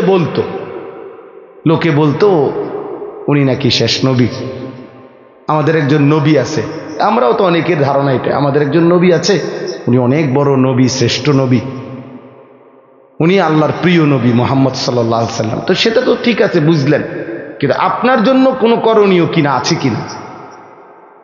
সেই নবী আমার জন্য কেন আসলেন, পৃথিবীতে কেন আসলেন, তার থেকে আমি কি নিলাম, এটা তো দেখার বিষয় ছিল। এটা তো উচিত ছিল যে আমার চুল, চেহারা, লেবাস, পোশাক, আমার ঘর সংসার, বাজার, ব্যবসা, চাল চলন, উঠা বসা, লেনদেন, আচরণ, উচ্চারণ, এর মধ্যে আল্লাহ নবী সাল্লাল্লাহু আলাইহি সাল্লামের কোনো অনুসরণ আছে কিনা। আমার জীবনের কাজ মনে করেন 20টা, একজন আমার কাম, এখন 20টার মধ্যে আমার রাসূল সাল্লাল্লাহু আলাইহি সাল্লামের অনুসরণ আছে কয়টায়, এটা কি একটু বিবেক দিয়েও মিলানো ভাবার কি কোনো দরকার নাই? বলেন, কথা বলে।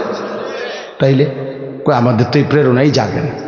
তো এই জন্য বললাম যে অনেকে ওয়াজে গেছে দেখে আমিও গেছি, এই হুজুরের ওয়াজ নাকি এখন অনেকে শুনে, এই জন্য আমিও শুনছি, কিন্তু আমি আমার মতোই।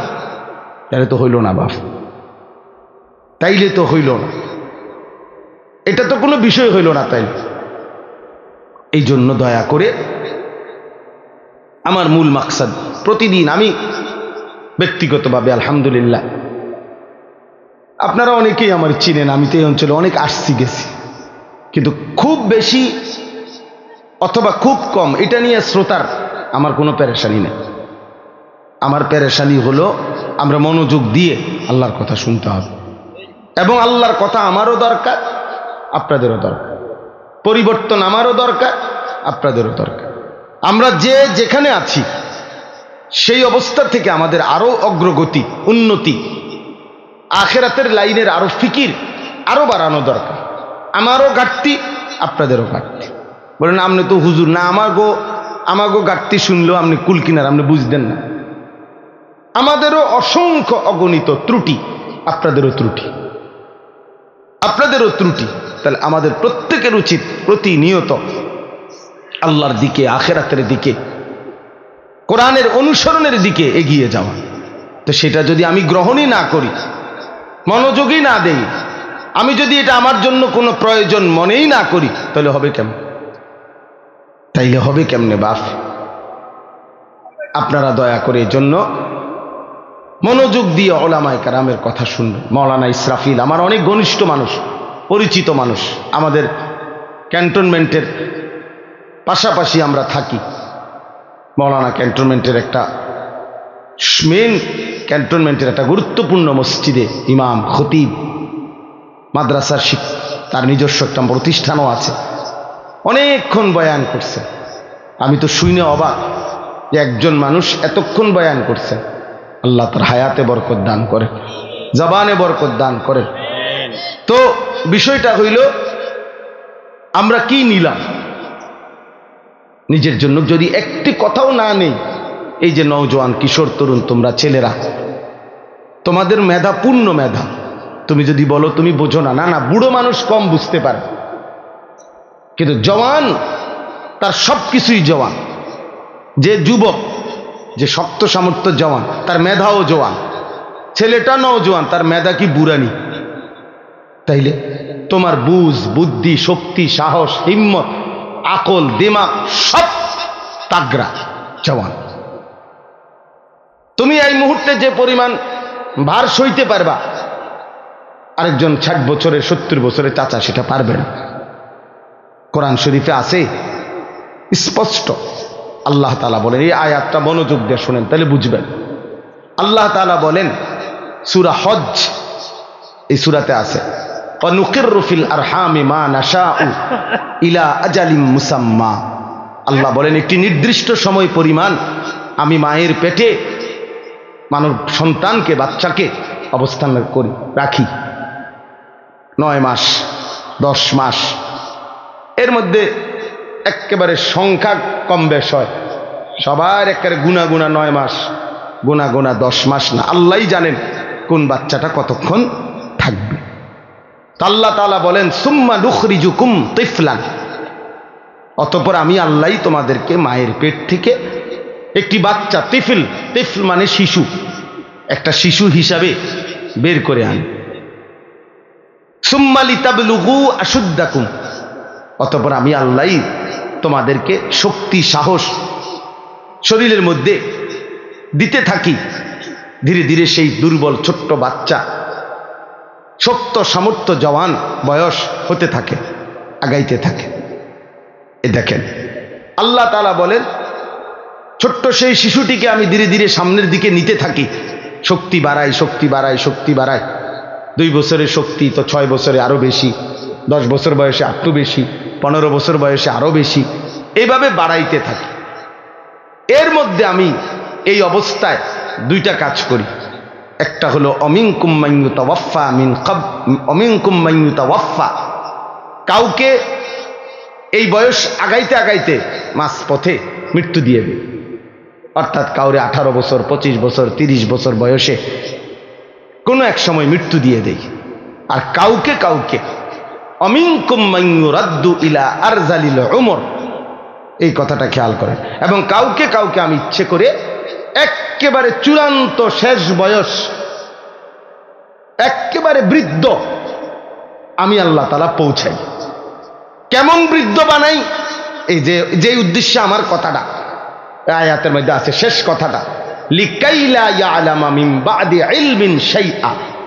এই ভাই দেখো, আমার বন্ধুবর দেশের একজন ইসলামী আলোচক জগতের নক্ষত্রতুল্য, হাজারো লাখো যুবকদের আইডল, আমার প্রিয় বন্ধু আনিসুর রহমান আশরাফি কিছুক্ষণের মধ্যে আপনাদের মাঝে বয়ান পেশ করবেন। ওনাকে আসা পর্যন্ত কয়েকটা মিনিট আপনাদের মাঝে কিছু কথা বলার জন্য সূরাতুল কফ থেকে 19 নম্বর আয়াতে কারিমা তেলাওয়াত করেছি। বুখারী শরীফের 5330 নম্বর হাদিস উপস্থাপন করেছি। এই আয়াতে কারিমা আর এই হাদিস শরীফের উপরে আমি কিছু কথা বলার জন্য ইচ্ছে পোষণ করেছি।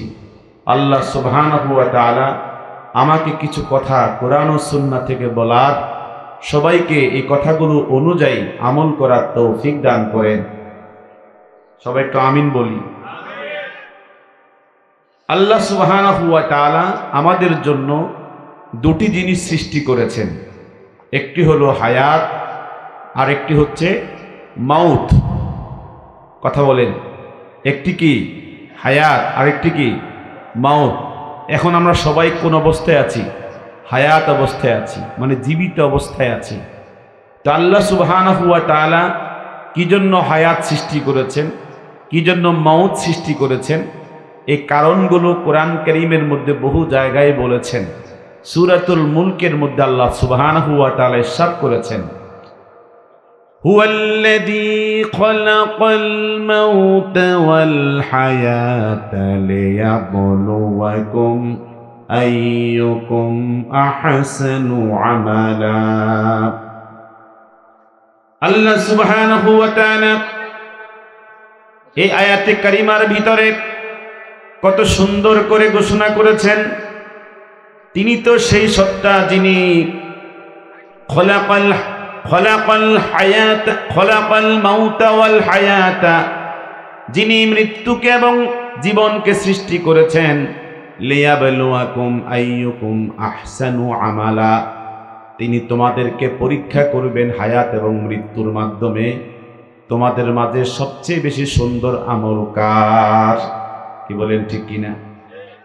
এজন্য আল্লাহ সুবহানাহু ওয়া তাআলা সূরাতুল কফের মধ্যে ইরশাদ করেছেন, ওয়াজাআত সাকরাতুল মাউতি বিল হক যালিকা মা কুনতা মিনহু তাহিদ।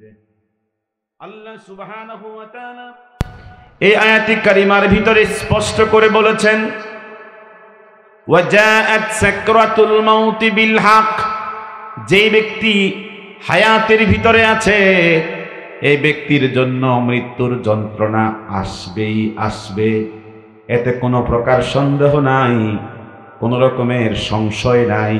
ওয়াজাআত সাকরাতুল মাউতি বিল হক, যে জীবনের মধ্যে আছে তার মৃত্যুর যন্ত্রণা হবেই হবে। কথাটা কার কথা? সবাই জোরে বলেন না, কার কথা?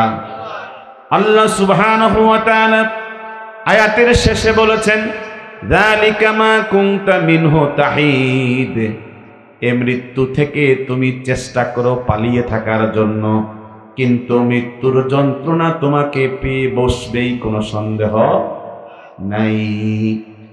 সহিহ বুখারী 5330 নম্বর হাদিস, আমার আপনার নবীজি ইরশাদ করেছেন, কুল্লু ইমরিইম মুসাব্বাহুন ফি আহলিহি, প্রত্যেকটা মানুষ সকাল বেলায় ঘুম থেকে জাগে তার ফ্যামিলির সাথে, তার পরিবারের সদস্যের সাথে ঘুম থেকে জাগে। ওয়াল মাউতু আদনা মিন শিরাকিন আলিহি, আর মৃত্যু ওই বান্দা বান্দির সাথে এত বেশি নিকটে থাকে, জুতার পিতা জুতা থেকে যত বেশি কাছাকাছি থাকে, মৃত্যু ওই বান্দা বান্দির তার থেকেও বেশি কাছাকাছি থাকে। হাদিসটা বুঝছেন কথাটা? নবীজি কি চমৎকার কথা বলেছেন। কুল্লু ইমরিইম মুসাব্বাহুন ফি আহলিহি, প্রত্যেক মানুষ ঘুম থেকে জাগে, সকাল বেলায় ঘুম থেকে ওঠে তার ফ্যামিলির সাথে, পরিবারের সাথে। ওয়াল মাউতু আদনা মিন শিরাকিন আলিহি, আর মৃত্যু থাকে ওই বান্দার এত নিকটে, জুতার পিতা যেরকম জুতার কাছাকাছি থাকে, মৃত্যু বান্দা বান্দির এর থেকে বেশি কাছাকাছি থাকে, ঠিক কিনা? হাদিস আমার নবীজি ইবনু মাজাহ শরীফের মধ্যে বর্ণনা করেছেন, 4669 নম্বর হাদিস। নবীজি একজন সাহাবীর কবর তার দাফনের কাজ সমাপ্ত করার পরে চতুর্দিক থেকে হুজুর সাহাবায়ে কেরামদেরকে নিয়ে দোয়া করছিলেন, মাইয়েতের দাফনের পরে দোয়া করছিলেন। হুজুরের চোখ থেকে টপ টপ করে চোখের পানি পড়তেছিল। হুজুর সাহাবায়ে কেরামদেরকে লক্ষ্য করে বলেছিলেন, ইয়া ইখওয়ানি, ও আমার সাথীরা, ও আমার সাহাবীরা, ও আমার উম্মতেরা, লে মিসলে হাযা ফাআইদ্দু, এই বাড়ির জন্য, এই ঘরের জন্য পরিপূর্ণ প্রস্তুতি গ্রহণ করো। বলেন না সুবহানাল্লাহ। আমার আপনার ঘর, চূড়ান্ত ঘর, চূড়ান্ত ঠিকানা কবর বাড়ি, কথা বলেন ঠিক কিনা? নবীজি বলেছেন লিমিসলি হাযা ফাআইদ্দু, এই কবরের জন্য, এই বাড়ির জন্য, এই পরজগতের জন্য তুমি পরিপূর্ণ প্রস্তুতি গ্রহণ করো। বলেন না আলহামদুলিল্লাহ। হাদিস শরীফের মধ্যে 5 লক্ষ হাদিসের হাফেজ ইমাম বাইহাকি শুআবুল ঈমান এই কিতাবের 9119 নম্বর হাদিসের মধ্যে নবীজি বলেছেন, তুহফাতুল মুমিনি আল মাউত, একজন ইমানদারের জন্য মৃত্যু হলো আল্লাহর দেওয়া উপহার।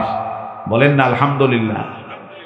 আজ থেকে 1450 বছর আগে আমার আপনার নবীজি কত চমৎকার, কত সুন্দর করে ঘোষণা দিয়েছেন, যারা মৃত্যুর জন্য 100% প্রস্তুত থাকে ওই ইমানদারের জন্য মৃত্যু আল্লাহর দেওয়া উপহার। তুহফাতুল মুমিনি আল মাউত, ইমানদারের জন্য মৃত্যু হলো আল্লাহর দেওয়া উপহার। কথা কোন ঠিক কিনা? একটু জবান খুলে বলেন ঠিক কিনা? ইমানদারের জন্য মৃত্যু হলো আল্লাহর দেওয়া উপহার। হাদিসের ব্যাখ্যা করেছেন জগৎ বিখ্যাত মুহাদ্দিস ইমাম মোল্লা আলী কারি মিরকাতুল মাফাতিহের 6ষ্ঠ খণ্ডে ব্যাখ্যা করেছেন, লিআন্নাহু ওয়াসিলাতুস সাআদাতিল আবাদিয়্যাতি ওয়া যারিআতুল বুসুল ইলা মাহাদারিল কুদসে ওয়া মাহফালিল ইনসে। কত সুন্দর ব্যাখ্যা করেছেন মৃত্যু ইমানদারের জন্য উপহার কিভাবে। ইমাম মোল্লা আলী কারি বলেছেন, কারণ মৃত্যু একটা দরওয়াজা, হায়াত একটা দরওয়াজা। হায়াতের দরজা দিয়ে মানুষ দুনিয়ায় ঢোকে, আর মৃত্যুর দরজা দিয়ে মানুষ কবর জগতে ঢোকে। কথা বলেন ঠিক কিনা? মৃত্যু একটা দরওয়াজা। এই দরওয়াজা, এই ব্রিজ, এই সেতু যখন বান্দা ইমানদার পার হয়ে যায়, ওই বান্দা এই সেতু পার হওয়ার পরে, এই ব্রিজ পার হওয়ার পরে, এই দরওয়াজা দিয়ে যখন কবর জগতে পাড়ি জমা দেয়, ওই বান্দা সরাসরি জান্নাতের মালিক হয়ে যায়। ওই বান্দা সরাসরি আল্লাহ তাআলার মোলাকাত পেয়ে যায়। জোরে বলেন আলহামদুলিল্লাহ। এই কারণে ইমাম মোল্লা আলী কারি লিখেছেন, লিআন্নাহু ওয়াসিলাতুস সাআদাতিল আবাদিয়্যাতি, মৃত্যু নামক দরওয়াজার মধ্য দিয়ে ইমানদার বান্দা চূড়ান্ত সফলতা অর্জন করে। ওয়া যারিআতুল বুসুল ইলা মাহাদারিল কুদসে, আল্লাহ তাআলার সাথে সাক্ষাৎ করার জন্য ইমানদার মৃত্যুর দরওয়াজা দিয়ে আল্লাহর জিয়ারত পেয়ে যায়, আল্লাহর মুলাকাত পেয়ে যায়। বলেন না আলহামদুলিল্লাহ। এজন্য আমার আপনার নবীজি যারা আশিক ছিল, বিশেষ করে ইমাম হাসান বসরি বলেছেন, আন্নাসু নিয়াম, মানুষ ঘুমের মধ্যে থাকে, সংসার করে, ঘুমের মধ্যে থাকে, চাকরি করে, ঘুমের মধ্যে থাকে, ব্যবসা করে, কিন্তু ফাইজা মাতু, যখন তারা মরে যায়, ইনতাবাহু, তখন মূলত তারা জাগ্রত হয়। কথা বোঝেন নাই মনে হয়? ইমাম হাসান বসরি বলেছেন, আল্লামা মুফতি শফি রহমতুল্লাহ আলাইহি তাফসীর মাআরিফিল কোরআনে তাফসীর গ্রন্থে লিখেছেন, আন্নাসু নিয়াম, মানুষ দুনিয়ার মধ্যে সংসারে ব্যস্ত থাকে, ঘুমের মধ্যে থাকে। কিসের মধ্যে থাকে? ব্যবসা করে ঘুমের মধ্যে থাকে, প্রবাস জীবন যাপন করে ঘুমের মধ্যে থাকে, দুনিয়াদারি করে ঘুমের মধ্যেই থাকে। ফাইজা মাতু, যখন মানুষ মারা যায়, তখনই প্রকৃতপক্ষে ঘুম থেকে জাগে। এজন্য আল্লাহ তাআলা বলেছেন, নাফরমান যখন মারা যায়, মৃত্যুর সময় আজরাইল যখন হাজির হয়, তখন নাফরমান বলে, লাউলা আখরতানি ইলা আজালিন করিব। নাফরমান তখন ফেরেশতাকে বলে, একটু আমারে সময় দাও, আমি যেন ভালো হতে পারি। তখন কি সময় দেওয়া হবে? সবাই জোরে কন্যা হবে। সময় যখন আসবে, লা ইস্তাখিরুনা সাআতাও ওয়া লা ইস্তাকদিমুন, 1 মিনিট পরেও হবে না, 1 মিনিট আগেও হবে না। তখন আপনার আমার মৃত্যু চলে আসবে, যখন ঠেকানোর কোনো ক্ষমতা কারো, কথা বলেন, ক্ষমতা কারো? এখন মনোযোগ দিয়ে শুনেন, সহিহ বুখারী 6030 নম্বর হাদিস। আমার নবীজির স্ত্রী, আমাদের মা হযরত আয়েশা সিদ্দিকা রাদিয়াল্লাহু তাআলা আনহা বলেন, আমার আপনার নবীজির যখন মৃত্যুর সময় আসলো, কিসের সময়? মৃত্যুর সময় ঘনিয়ে আসলো, ইন্তিকালের সময় যখন ঘনিয়ে আসলো, নবীজির স্ত্রী বলেন, ইন্না রাসূলুল্লাহি সাল্লাল্লাহু আলাইহি ওয়াসাল্লামা কানা বাইনা ইয়াদাইহি রাকওয়াতুন আও উলবাতুন ফিহা মা। আমার নবীজির তখন সামনে একটা পানির পেয়ালা ছিল। জোরে কোন, কিসের পেয়ালা? হুজুরের ইন্তেকাল সময়ে, মৃত্যুর সময়কালে হুজুরের সামনে একটা পানির পাত্র ছিল। ফাজআলা ইউদখিলু ইয়াদাইহি ফিল মা। হুজুরে মৃত্যুর কষ্ট থেকে একটু পরিত্রাণ পাওয়ার জন্য এই ঠান্ডা পানির ভিতরে 2 হাত মুবারক ঢুকাইয়া দিলেন। ফায়ামসাহু বিহিমা ওয়াজহাহু। হুজুরের 2 হাত, ভিজা হাত মুবারক চেহারার মধ্যে মুছতেছেন, যেন একটু কষ্ট কম হয়, মৃত্যুর যন্ত্রণা কমে। এইভাবে নবীজি কতবার করেছেন। আয়েশা সিদ্দিকা বলেন, আমি দেখতে পাচ্ছি হাত ঢুকাচ্ছেন, হাত মোবারক বের করে চেহারা মোবারকের মধ্যে মুছতেছেন। কিছুক্ষণ পরে শুনতেছি আমার নবীজি মৃত্যুর কষ্টের ভিতর দিয়া কালেমা পড়েন, লা ইলাহা ইল্লাল্লাহ, লা ইলাহা। ফায়াকুল, হাদিসের শব্দ শুনেন, হুজুর পড়তেছেন, বলতেছেন লা ইলাহা ইল্লাল্লাহ। কেন কালেমা পড়েছেন? এজন্য কালেমা পড়েছেন উম্মত যেন মৃত্যুর সময় কালেমা না বলে। কারণ শেষ ভালো যার, সব ভালো তার। শেষ ভালো যার, সব ভালো তার। ইন্নামাল আমালু বিল খাওয়াতিম। লোকটা শেষ বেলায় কি আমল করেছে সেটাই আল্লাহর কাছে গ্রহণযোগ্য হবে। কথা কোন ঠিক কিনা? হুজুর কালেমা পড়ছিলেন, জোরে কোন কি পড়ছিলেন? কালেমা পড়ছিলেন। আর নবীজি বলছেন, ইন্নালিল মাউতে সাকারাত। উম্মতেরা শুনিয়া রাখো, মৃত্যুর যন্ত্রণা অনেক বেশি। সাকারাত, অনেক যন্ত্রণা, অনেক কষ্ট মৃত্যুর সময়। শয়তানের ফাঁদে পড়ে কালেমা ছেড়ে দিও না। এজন্য আমার নবীজি উম্মতকে শিক্ষা দিয়েছেন, লাকিনু মাউতাকুম লা ইলাহা ইল্লাল্লাহ।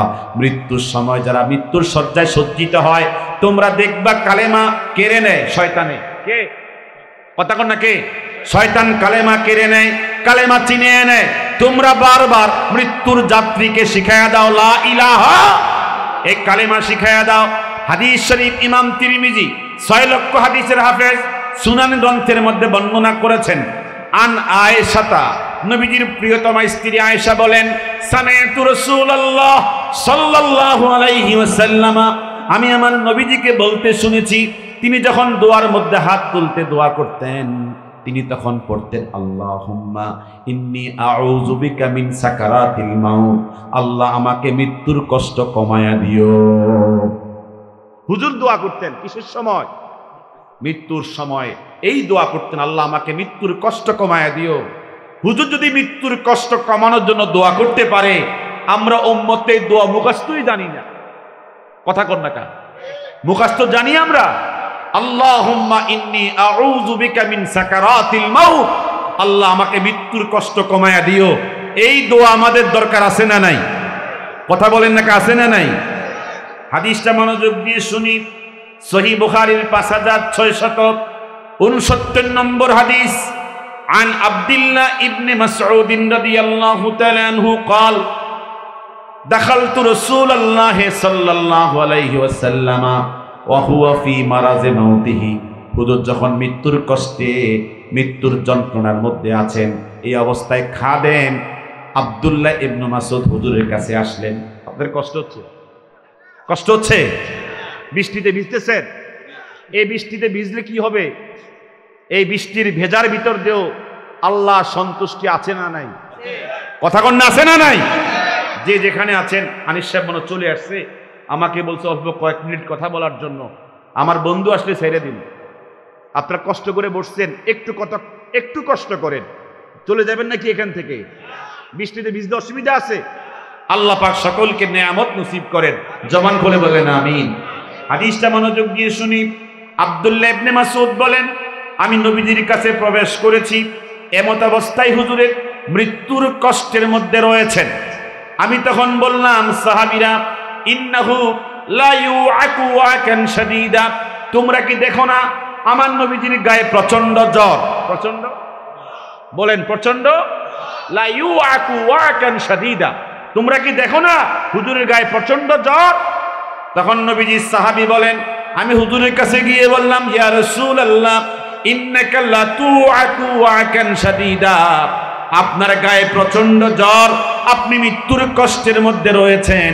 হুজুরকে আমি সান্ত্বনা দিয়ে বললাম, ওয়া ইন্না লাকা লা আজরাইন, আল্লাহ তাআলা আপনাকে কষ্টের বিনিময়ে 2 ধরনের পুরস্কার দিবেন। কয় ধরনের? জোরে কন্যা, কয় ধরনের? হুজুর তখন বললেন, কষ্টের বিনিময় তো পাবো, কিন্তু মৃত্যুর যন্ত্রণা তো অনেক কঠিন। অনেক, সকলে কন্যা, অনেক কঠিন। হাদিসটা মনোযোগ দিয়ে শুনি। আন উবাইদিল্লাহ ইবনে আব্দুল্লাহ, নাসাই শরীফের হাদিস, বিশুদ্ধ সনদে ইমাম নাসাই রিওয়ায়াত করেছেন। উবাইদুল্লাহ ইবনে আব্দুল্লাহ ইবনে উতবা বলেন, দাখালতু আলা আয়েশাতা, আমি আমার মায়ের কাছে প্রবেশ করলাম, আয়েশা সিদ্দিকার কাছে আসলাম। ফাকুলতু লাহা, তাকে বললাম, আলা তুহাদ্দিসিনি আন মারাদ রাসূলিল্লাহ সাল্লাল্লাহু আলাইহি ওয়াসাল্লাম, আপনি একটু আমাকে শোনায়া দেন মৃত্যুর সময় নবীজির কেমন কষ্ট হয়েছিল। তখন নবীজির স্ত্রী বলেন, ও উবাইদুল্লাহ শোনো, লাম্মা সাকুলান নবিয়্যু সাল্লাল্লাহু আলাইহি ওয়াসাল্লাম, হুজুরের যখন মৃত্যুর কষ্ট বেড়ে গেছে, সাকুলা মানে মৃত্যুর যন্ত্রণা বেড়ে গেছে, তখন নবীজি আমাকে বলে, ইয়া আয়েশা, ও আয়েশা, আসাল্লান নাস, সাহাবায়ে কেরাম কি ঈশার নামাজ পড়েছেন? সাহাবীরা কি ঈশার নামাজ পড়েছে? আয়েশা তখন বলে, ওরা তো জানে আপনি জামাতে যাবেন, আপনার মৃত্যুর কষ্ট হলে কি হবে তারা তো বোঝে, আপনি জামাত ছাড়বেন না, জামাতে যাবেন, এজন্য নামাজ পড়ে না। বলেন না সুবহানাল্লাহ। ওরা আপনার জন্য বসে আছে, হুম ইয়ান্তাজিরুনাকা, আপনার অপেক্ষা করতেছে। হুজুর তখন বললেন, বুঝছি, ওরা আমাকে না দেখলে জামাতে দাঁড়াবে না। দাউলি মা আনফিল মিখদাব, ওজুর পাত্রে পানি প্রস্তুত করো। ওজুর পাত্রে, কথা কন না, ওজুর পাত্রে পানি প্রস্তুত করো। ফাগতাসালা, হুজুর ওযু করলেন। সুম্মা যাহাবা লিয়ানুআ, হুজুর জামাতে যাওয়ার জন্য এই মৃত্যুর যন্ত্রণা নিয়া, বোঝেনের কথা, বৃষ্টি পড়তেছে, আমি তো কথা বলতে কষ্ট হচ্ছে, কি বুঝতেছেন? এই মৃত্যুর যন্ত্রণা নিয়া ওযু করছে। ওযু করে সুম্মা যাহাবা লিয়ানুআ, হুজুর জামাতে যাওয়ার জন্য একটু দাঁড়ানোর চেষ্টা করলেন, কিন্তু দাঁড়াতে পারেন নাই। ফা উগমি আলাইহি, বেহুশ হয়ে জমিনে পড়ে গেলেন।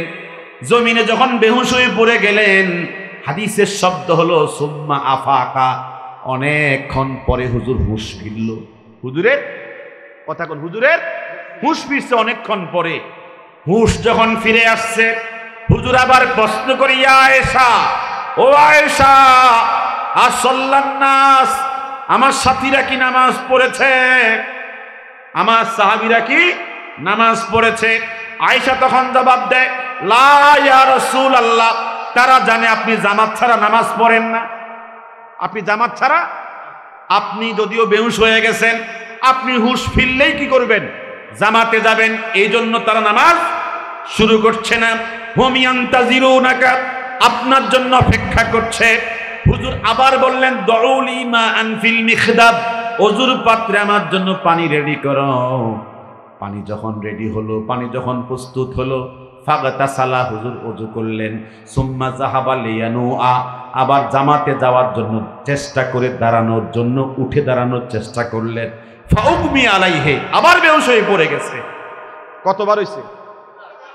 সবাই জোরে কর না, কতবার? দ্বিতীয়বার বেহুশ হয়ে পড়ে গেছে। পড়ে যাওয়ার পরে অনেকক্ষণ চলে গেছে। সুম্মা আফাকা, সুম্মা আফাকা, ওলামা একরাম আছেন এখানে। সুম্মা মানে কি, এখানে কিছুক্ষণ লেট হয়েছে, কিছুক্ষণ কি হয়েছে, অনেকক্ষণ চলে যাওয়ার পরেই নবীজি হুঁশ থেকে আবার ফিরে আসলেন। হুজুর বললেন, ইয়া আয়েশা আসল্লান নাস, সাথীরা কি নামাজ পড়েছে, সাহাবীরা কি নামাজ পড়েছে? আয়েশা তখন জবাব দেন, লা, ওরা জানে আপনি জামাতে যাবেন। দুইবার বেহুশ হয়ে পড়ছে নবীজি, এরপর ওদের বিশ্বাস হুজুর জামাতে আসবে। বোঝেন নাই কথাটা? হুজুর আপনার জন্য অপেক্ষায় আছে, আপনি জামাতে যাবেন। আপনি কই যাবেন? জামাতে যাবেন। হুজুর তখন বললেন, দউলি মাআন ফিল মিখদাবে, পানির পাত্রে অজুর পানি ঢালো। অজুর পানি প্রস্তুত করা হলো। ফাগতাসালা, হুজুর অজু করলেন। সুম্মা যাহাবা লিয়ানুআ, আবার নবীজি জামাতে যাওয়ার জন্য দাঁড়ানোর জন্য চেষ্টা করলেন, কিন্তু দাঁড়াতে পারেন নাই, বেহুশ হয়ে জমিনে পড়ে গেলেন। এরপরে অনেকক্ষণ সময় চলে গেল। সুম্মা আফাকা, হাদিসের শব্দ হলো অনেকক্ষণ পরে হুজুরের হুঁশ ফিরে আসছে। বলেন না সুবহানাল্লাহ। এরপর যখন নবীজি হুঁশ ফিরে পেলেন, আয়েশাকে প্রশ্ন করি, ইয়া আয়েশা আসল্লান নাস, সাথীরা কি নামাজ পড়েছে, সাহাবীরা কি নামাজ পড়েছে? আয়েশা জবাব দেন, না, তারা জানে আপনি 3 বার বেহুশ হলেও আপনি জামাতেই যাবেন, আপনি জামাতেই নামাজ পড়বেন। হুজুর তখন বলল, আয়েশা তখন বলল, হুম ইয়ান্তাজিরুনাকা, তারা আপনার অপেক্ষায় আছে, আপনি জামাতে যাবেন। হুজুর তখন বলল, দউলি মাআন ফিল মিখদাব। চতুর্থবারে হুজুর আবার বললেন, আমার জন্য পানি প্রস্তুত করো, হুজুর পানি রেডি করো। হুজুর পানি প্রস্তুত করার পর হুজুর ফাগতাসালা, ওযু করলেন। সুম্মা যাহাবা লিয়ানুআ, আবার দাঁড়ানোর জন্য চেষ্টা করলেন, কিন্তু নবীজি বেহুশ হয়ে জমিনে পড়ে গেছে। বেহুশ কয়বার হয়েছে? সবাই কথা বলে না, কয়বার? 4 বার বেহুশ হয়েছে। আধা ঘন্টা করে হইলে কত হবে? 2 ঘন্টা। 1 ঘন্টা করে হলে 4 ঘন্টা হবে। তো হুজুর দেখতেছে আমি যে এতবার বেহুশ হচ্ছি, মূলত আমি জামাতে যেতে পারবো না। আবু বকর, মুস্তাহাব ওয়াক্ত চলে যাচ্ছে, রাত নিসফুল লাইল চলে যাচ্ছে, আর দেরি করো না, যাও তুমি কি করো, জামাতে নামাজ আদায় করে দাও। এই হাদিসটা আমি কেন বলছি? হুজুরের ইন্তেকালের সময়, মৃত্যুর সময় উম্মতের নামাজ বলে নাই, উম্মতের নামাজ বলে নাই। 4 বার বেহুশ হয়ে 4 বার হুঁশ ফিরে খবর নিচে সাহাবা একরামকে নামাজ পড়েছে। কথা কোন ঠিক কিনা?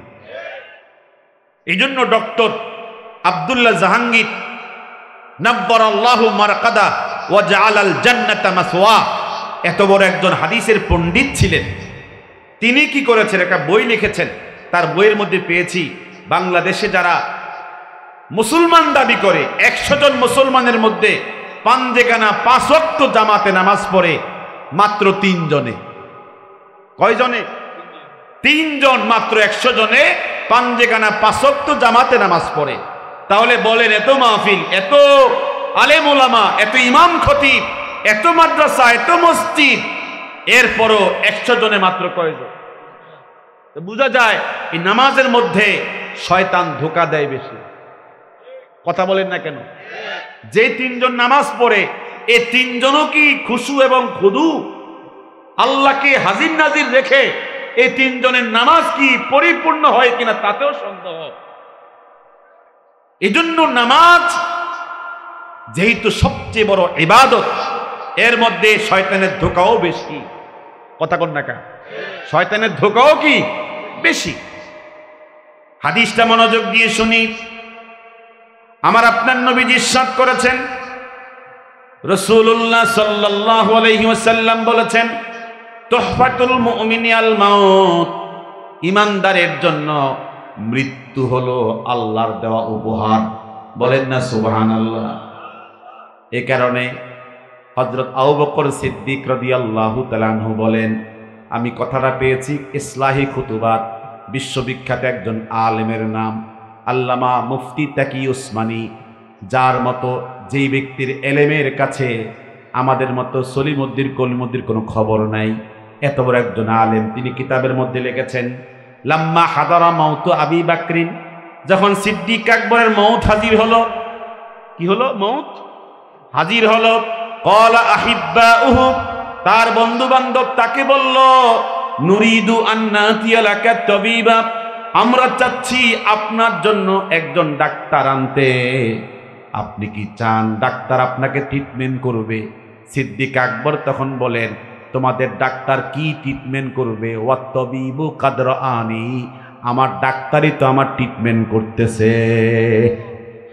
ওয়াত্তাবিবু কাদর আনি, আমার ডাক্তার যিনি, তিনি আমার ট্রিটমেন্ট নাকি করেন না? কি বলেন না কেন আপনারা? আমাদের কি আল্লাহ তাআলার ট্রিটমেন্ট থেকে আমরা বাহিরে আছি নাকি? ফাইজা মারিতু ফাহুয়া ইয়াশফিন, আমরাই তো বলি কোরআন কারীমের মধ্যে আল্লাহ পাক বলেছেন, আমি যখন অসুস্থ হই আমাকে শেফা করেন কে? আমাকে ট্রিটমেন্ট করেন কে? এজন্য হযরত আবু বকর সিদ্দিক বলেন, তোমরা কি ডাক্তার আনবা? আমার ডাক্তার তো আমাকে ট্রিটমেন্ট করতেছে। ওয়া হুয়া ফাআলুল লিমা ইউরিদ, আমার ডাক্তার যখন যা চান তখন তা করেন। যদি আমার এখন মৃত্যু লেখা থাকে, আমার মৃত্যু হয়ে যাবে, দুনিয়ার সব ডাক্তার থুবাইলেও আমার মৃত্যু 1 মিনিট দেরি হবে না। আর যদি আমার মৃত্যু এখন লেখা না থাকে, দুনিয়ার ডাক্তার থুবাইয়া টাকা নষ্ট করার কোনো প্রয়োজন নাই। এজন্য হাসান বসরি রাহিমাহুল্লাহ বলেন, আমার ছেলে আমাকে ইশারা করে আমার মৃত্যুর সময়, বাবাজি আব্বাজি এই যে ডাক্তার আপনাকে একটু দেখবে, তখন তিনি বললেন, হাসান বসরি বললেন, ওয়াত-তাবিবু ওয়াল মাতবুবু ইয়ামুতান, ছেলে লিখে রেখে দাও, লিখে রেখে দাও, এই কথা লিখে রেখে দাও, ডাক্তারও মরে রোগীও মরে। ডাক্তারও মরে, কে বলে? হাসান বসরি বলে, ছেলেরে বলতেছে লিখে রাখো। যদি আমি জানতাম কোনোদিন ডাক্তার মরে না, কোনোদিন, যদি আমি জানতাম কোনোদিন ডাক্তার মরে না, আমি তখন বুঝতাম তার কাছে কিছু আছে। অতএব তুমি আমাকে গুতাইতেছো আর দেখাইতেছো ডাক্তার চলে আসছে আমাকে ট্রিটমেন্ট করবে, তোমার ডাক্তারের কাছে আমার কোনো বিশ্বাস নাই। তোমাদের ডাক্তার মরে, আমিও মরে যাব, সুতরাং আমার চিকিৎসক যিনি, তিনি কে? জোরে বলেন, তিনি কে? এই কারণে আল্লাহ পাক বলেছেন, হুয়াল্লাযী খালাকাল মাউতা ওয়াল হায়াতা লিয়াবলুয়াকুম আইয়ুকুম আহসানু আমালা। বলেন না সুবহানাল্লাহ। আপনারা জানেন খুবাইব সাহাবীর নাম শুনছেন? খুবাইব রাদিয়াল্লাহু তাআলা আনহুকে মক্কার কাফেররা মিনা প্রান্তরে ফাঁসি দিয়া কি করবে? তাদের হত্যার বদলা নিবে। বদরের যুদ্ধে তিনি কি করেছেন? বনুল হারেস গোত্রের সেনাপ্রধানকে কতল করেছেন, এজন্য তারা ফাঁসির বদলা নিবে, হত্যার বদলা নিবে। তখন খুবাইব বলেছেন, তোমরা আমাকে ফাঁসি দাও, কোনো অসুবিধা নাই, আমাকে 2 রাকাত নামাজ পড়তে সুযোগ দাও। কয় রাকাত নামাজ? জোরে কন্যা, কয় রাকাত নামাজ? খুবাইব ইবনু আদি বলেন, আমি অল্প সময়ের মধ্যে তাড়াতাড়ি করে 2 রাকাত নামাজ পড়লাম। আমার সময় বেশি লম্বা করি নাই, লম্বা করলে তারা মনে করবে আমি মনে হয় মৃত্যুর ভয়ে নামাজ লম্বা করতেছি, মৃত্যুর ভয়ে নামাজ লম্বা করতেছি। আমি শর্ট টাইমে নামাজ সমাপ্ত করলাম। নামাজ যখন শেষ হয়ে গেল, নামাজ যখন সমাপ্ত হলো, আমাকে তারা ফাঁসির কাস্টে ঝুলিয়ে দিয়েছিল।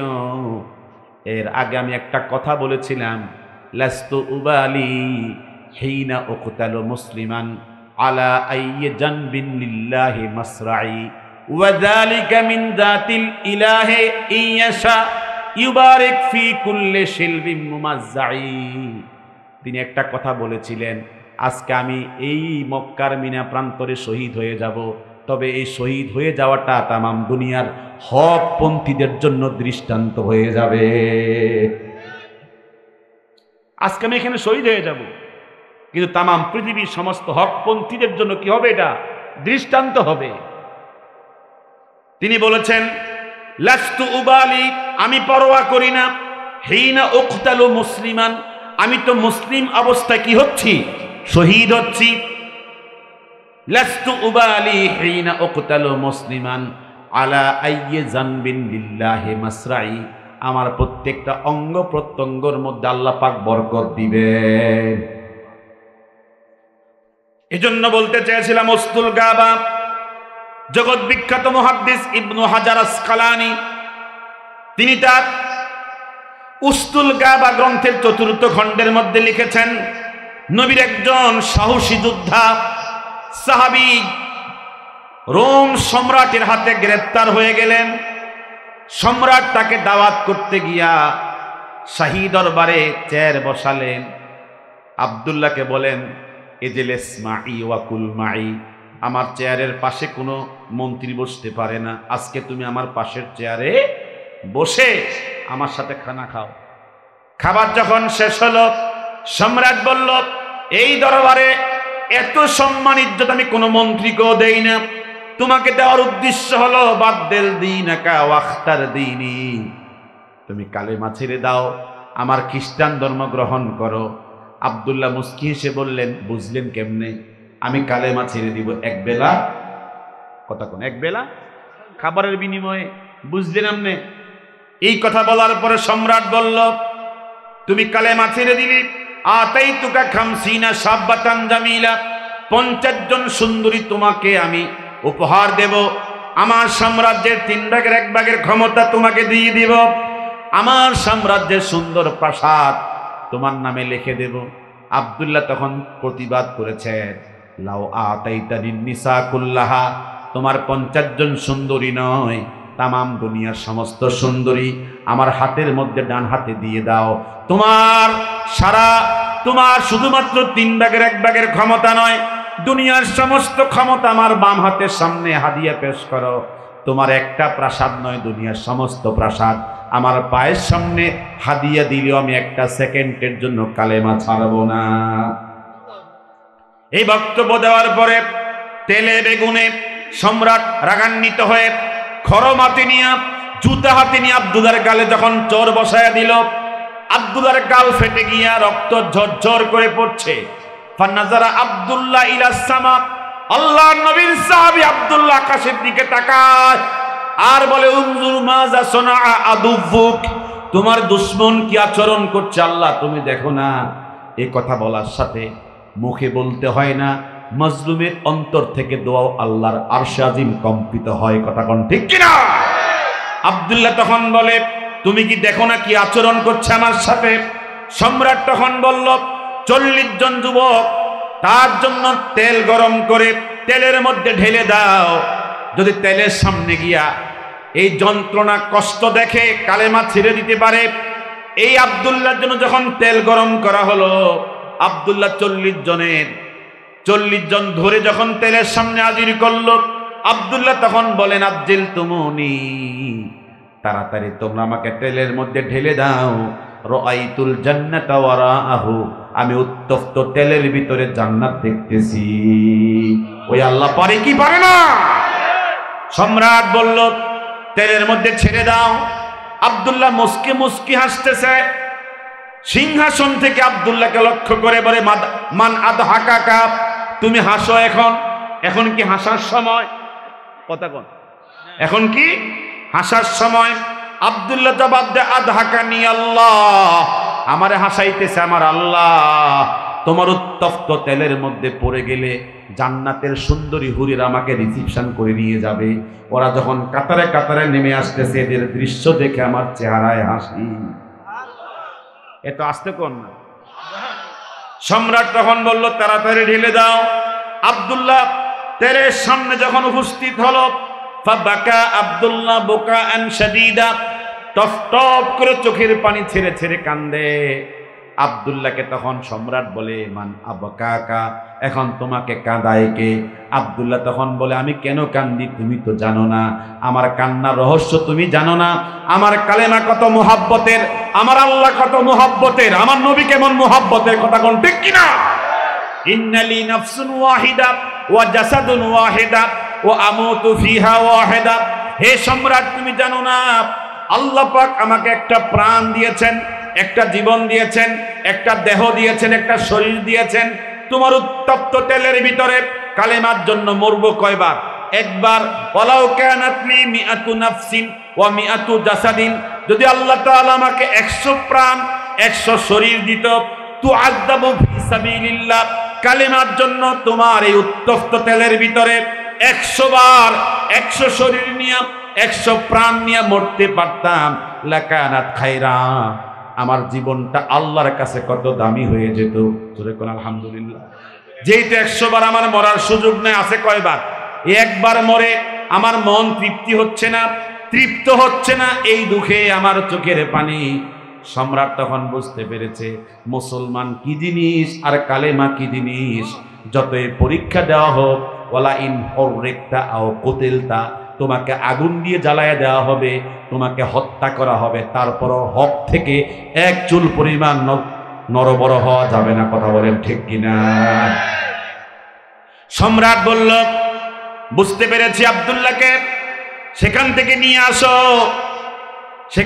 নিয়ে আসো, তাকে বেঈমান করা যাবে না, তাকে সুন্দরী রূপসী, আমার সাম্রাজ্যের সবচেয়ে সেরা রূপসী, তার সাথে 1 মাসের জন্য নির্জন কোন ঘরের মধ্যে ঢুকাইয়া রাখো। চরিত্র যখন নষ্ট হবে তখন কালেমা ছেড়ে দিবে, খ্রিস্টান ধর্ম গ্রহণ করবে। সবচেয়ে সেরা সুন্দরী, বাংলাদেশের টেলিভিশনের মধ্যে মাঝে মাঝে অ্যাড দেয়, তোমাকেই খুঁজছে বাংলাদেশ, ক্লোজ আপ 1, কথা কোন আছে না নাই? তোমাকেই খুঁজছে বাংলাদেশ। এই সমস্ত শয়তানি কার্যক্রমের সাথে মুসলমানদের কোনো সম্পর্ক, জোরে কোন সম্পর্ক? এই সুন্দরীকে আব্দুল্লাহর জন্য নিয়ে আসা হলো। ফালাম্মা মাদাস শাহর, 1 মাস চলে গেল। সম্রাট আব্দুল্লাহকেও ডাকলো, সুন্দরীকেও ডাকলো। সম্রাট বলল আব্দুল্লাহ, ইয়া আব্দুল্লাহ কাম ফাআলতা মাআহা, এই সুন্দরীর সাথে 1 মাসে কতবার জেনা ব্যভিচার করেছো? আব্দুল্লাহ তখন বলেন, যদি আমি তোমাকে বলি এই সুন্দরীর সাথে ব্যভিচার করেছি, তখন তুমি বলবা সত্য বলেছ। আর যদি তোমাকে বলি এই সুন্দরীর দিকে 1 মাসে একবারও নজর করে তাকাই নাই, তখন তুমি বলবা মিথ্যা বলেছ। আমার চরিত্র আমাকে বলতে হবে না, আমার চরিত্র সম্পর্কে জানে তোমার দলের লোক, ওই সুন্দরী। জোরে কোন সুবহানাল্লাহ। সম্রাট তখন বলল, ওই সুন্দরী বলো আব্দুল্লাহ কি আচরণ করেছে তোমার সাথে? সুন্দরী তখন জবাব দেয়, সাইয়্যিদি, আমার সম্রাট, আরসালতানি ইলা বাশার আম ইলা হাজার আম ইলা শাজার কুল্লামা খাতাউতু আমাহু মা সামি'তু মিনহু ইল্লা কাওলা লা ইলাহা ইল্লাল্লাহ। সুন্দরী তখন বলে, সম্রাট 1 মাস থাকতে দিয়েছেন, এটা মানুষ ছিল নাকি পাথর ছিল নাকি গাছ ছিল? আমি তো 1টা মাসের মধ্যে 13 পাই নাই। 13? আহ, কি চরিত্র! এই চরিত্র শিখছে কিভাবে? আমার নবীর থেকে। কথা কোন না? যেই পাথরের সাথে যে পাথর থাকে, পরশ পাথরের, কথা কোন না, পরশ পাথরের গুণ আছে না নাই? নবীর সাথে থেকে থেকে এরা এই চরিত্রের অধিকারী হয়েছে। কথা বলেন ঠিক কিনা? কি চরিত্রবান! সম্রাট বলল, কি আশ্চর্যের বিষয়! ও সুন্দরী বলো আব্দুল্লাহ কি আচরণ তোমার সাথে করেছে? সুন্দরী তখন বলে, আরসালতানি ইলা বাশারিন আম ইলা হাজারিন আম ইলা শাজারিন কুল্লামা খাতাউতু আমাহু, যতবার এই যুবককে আমার দিকে আকৃষ্ট করার জন্য চেষ্টা করেছি, আমি কিন্তু ব্যর্থ ছিলাম। আমি ব্যর্থ হয়েছি, অর্ধ উলঙ্গ হয়েছি, নেচেছি, গেয়েছি, হাজার চেষ্টা করেছি। যুবক আমার দিকে তো একটা বার নজর করে নাই। 24 ঘন্টা তার নজর মাটির দিকে ছিল। আর যুবক একটা কালেমা পড়েছে, লা ইলাহা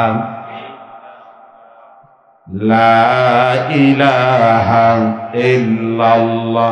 এই কালেমা ছাড়া মা সামি'তু মিনহু ইল্লা কাওলা লা ইলাহা ইল্লাল্লাহ, আর কিছুই শুনি নাই। সম্রাট তখন বলল, বুঝতে পেরেছি তাকে বেঈমান করা সম্ভব হবে না। তখন তিনি বললেন, আজ আর কোনো পরীক্ষা তোমার জন্য বরাদ্দ হবে না, তুমি কি হয়ে যাবে? মুক্তি পেয়ে যাবে।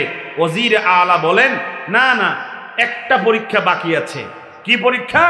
তাকে শুকুরি গোশত আর মদের বোতল দিয়া এক জায়গায় আটক রাখেন, দেখবেন শুকুরের গোশত খেয়ে মদ পান করে যখন তার ভিতরে সমস্ত ঈমান আমল নষ্ট হবে, তখন সে কালেমা ছেড়ে দিবে, খ্রিস্টান ধর্ম গ্রহণ করবে। সম্রাটের কথা অনুযায়ী শুকুরের গোশত দিয়ে রাখলো আর মদের বোতল দিয়ে রাখলো।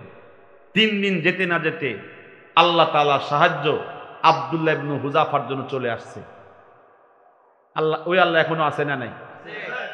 তিনি বলতেছে, আল্লাহ তুমি তো বলেছো আমাইয়াত্তাকিল্লাহ ইয়াজআল লাহু মাখরাজা, যে আল্লাহকে ভয় করে আল্লাহ পাক তার জীবন চলা সহজ করে দেন। জীবন চলার পথ সহজ করে দেন কে? ওয়ায়ারযুকুহু মিন হাইসু লা ইয়াহতাসিব, এবং তাকে এমন স্থান থেকে রিজিক দিবেন সে কখনো কল্পনাও করতে পারে না। ঠিক কিনা? এই বক্তব্য বলার পরে আল্লাহর সাহায্য তার সামনে হাজির। তিনি এখন জান্নাতি ফল ফ্রুটস খাচ্ছেন, খাবার খাচ্ছেন। সম্রাট বলল, 3 দিন তো গেছে, দেখো তো কি খাচ্ছে। দরজা খুলে দেখে শুকরের গোশত খায় না, মদও পান করে না, এমন খাবার খাচ্ছে মালা আইনুন রাআত ওয়ালা উযুনুন সামিআত, কান শুনে নাই, চোখ দেখে নাই, অন্তর কখনো কল্পনাও করে নাই। সম্রাট বলল, তাকে ধরে নিয়ে আসো আমার কাছে। আব্দুল্লাহকে যখন সম্রাটের সামনে নেওয়া হলো, আব্দুল্লাহকে সম্রাট প্রশ্ন করে, মান আতআমাকা ওয়া সাকাকা, কে তোমাকে পান করাইছে, কে তোমাকে খাওয়াইছে?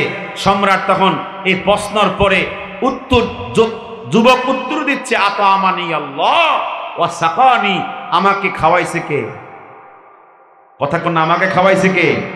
এই বক্তব্য শোনার পরে সম্রাট স্তব্ধ হয়ে গেছে।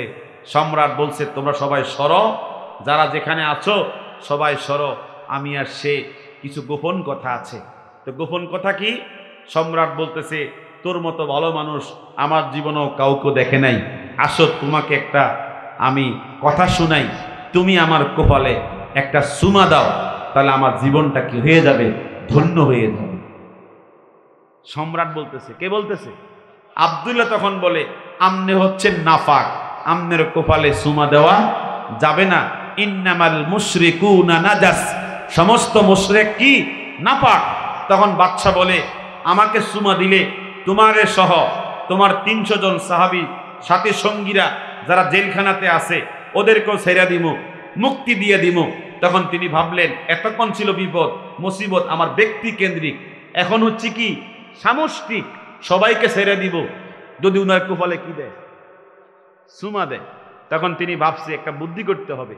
তিনি বুদ্ধি শুদ্ধি করে বাচ্চাকে শুনাইছে, আমনের কপালে ডাইরেক্ট সুমা দেওয়া যাবে না, দিলে সিস্টেম করে দেওয়া যাবে। তখন বাচ্চা বলল, কেমনে দেওয়া যাবে? তখন তিনি বললেন, ডাইরেক্ট আপনার কপালে ঠোঁট লাগানো নিষেধ, জায়েজ নাই, তবে একটু থুতু লাগাইয়া যদি ঠোঁটটা লাগাইয়া দেই, আমার নিয়ত থাকবে আপনাকে আমি থুতু দিছি, আর আমনের নিয়ত থাকবে আমার ঠোঁট আপনার কপালে লাগছে, সুমা দিছি। আমনেরটাও হয় আমারটাও হয়, আমিও আল্লাহর কাছে বাসি আর আমনেও সুমা খাইলেন, আর আমার সাহাবা একরাম কি হইল, সাথীরা বাইচে গেল। এই সিস্টেম যখন শুনাইছে, বাচ্চা কয় দিও, তবে যেন কেউ বুঝতে না পারে, বুঝতে না পারে। বাচ্চা যখন রাজি হয়েছে, আব্দুল্লাহ আর ফালায় না, বলেন না কি ফালায় না, থুতু আর ফালায় না, জমাইতে জমাইতে পুরা মুখ ভরে রাখছে। যখন বাচ্চা বলে আসো আসো দিয়ে যাও, আব্দুল্লাহকে বইয়ে নাইতেছি, এমন দেওয়া দিছে, ঢেলে দিছে পুরোটাই, কপাল দিয়ে বাইয়া বাইয়া পড়তেছে।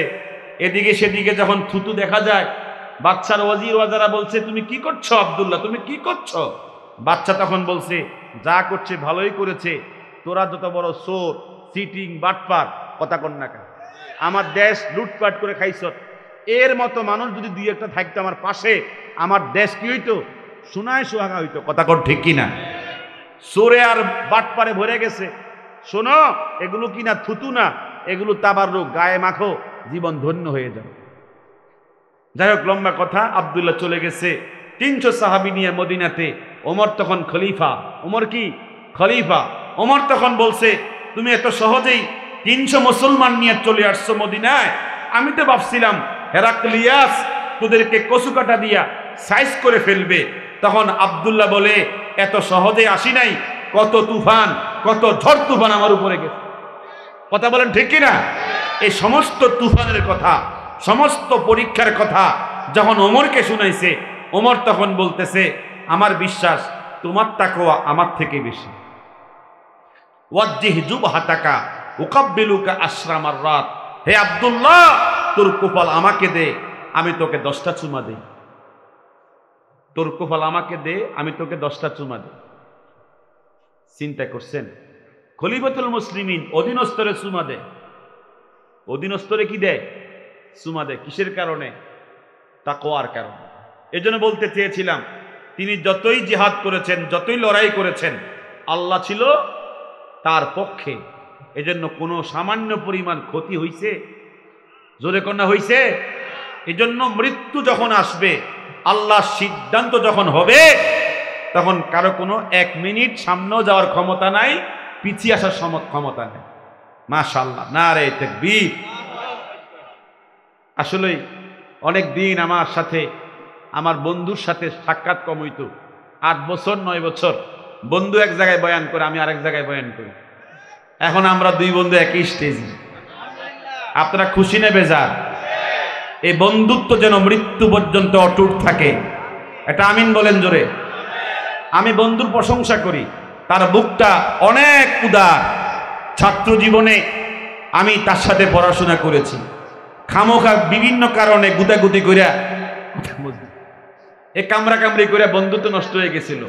আল্লাহ যেন আমার বন্ধুর সাথে আমার মৃত্যু পর্যন্ত মোহাব্বত অটুট রাখেন। আমরা বলি আমিন। আমি আর কথা বলছি না। আলহামদুলিল্লাহ। সবচেয়ে বড় কথা হলো কি জানেন? ওই যে আমি যখন তুমসুর পড়তাম, তো একত্রে তো থাকতাম লজিনের মধ্যে। তো মাঝে মধ্যে কি করতাম জানেন? এই বর্তা বানাইতাম। বর্তা চেনেননি? বর্তা বানাইতাম। তো আমি বানাইতাম, হে খাইতো, আবার হেও বানাইতো, আমি খাইতাম। হক কথাটা কইছি আর কি। তবে আমার ধারণা যে আমি বেশি বানাইতাম, হে কম বানাইতাম। হে কয় হে বেশি বানাইতাম। এটা নিয়ে ঝগড়া আর কি। হে বলে হে বেশি বানায়, আমি বেশি বানাই। তো যাই হোক, আমার ধারণা যে আমি বেশি বানাইতাম, হে খাইতো।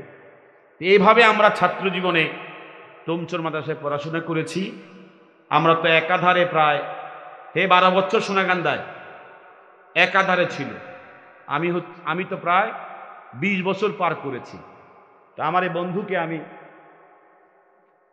মাঝে হয়তো মধ্যখানে একটু দূরত্ব তৈরি হয়েছে। আল্লাহ যেন আমার বন্ধুর সাথে বাকি জীবনটাকে আমাদের মহব্বতের সাথে মহব্বতের সাথে বাকি জীবন কাটানোর সুযোগ দেন। আমি দোয়া চাই সবার কাছে। আজকে আমি নিজেও সারা দেশের সফর, অনেক ব্যস্ততা বেড়ে গেছে, প্রচুর পরিমাণ ব্যস্ততা। আমি অভ্যস্ত ছিলাম একটা মাহফিল করে একটা মাহফিল করতাম। এখন যে 4টা 3টা দৈনিক জোহরের পর থেকে শুরু, এই জাতীয় মাহফিলের অভ্যাস আমার ছিল না। এটা আনিস সাহেব পারত, উনি তো আগের থেকে ট্রেনিং প্রাপ্ত। জোহরের পরে, আসরের পরে, মাগরিবের পরে, এশার পরে। এই জন্য এই যে মানসিক এবং শারীরিক সব মিলিয়ে অনেক কষ্ট হচ্ছে। সফরের কষ্ট, বায়ানের কষ্ট। আমি দোয়া চাই আল্লাহ পাক যেন আমাকে সেভাবে বায়ান করার তৌফিক দান করে, মানুষের ইসলাহ হওয়ার তৌফিক দান করে, মানুষের দিলে ঢোকার তৌফিক দান করি। আমি সবার নিকটে দোয়া চাই। আমার বন্ধু কিন্তু মানুষের দিলে ঢুকছে। কোথায় ঢুকছে? আর আমি কি করছি?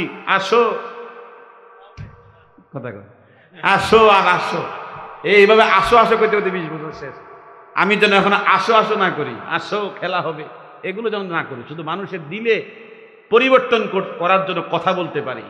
আল্লাহ পাক আমাকে তৌফিক দান করেন। আমি দোয়া চাই।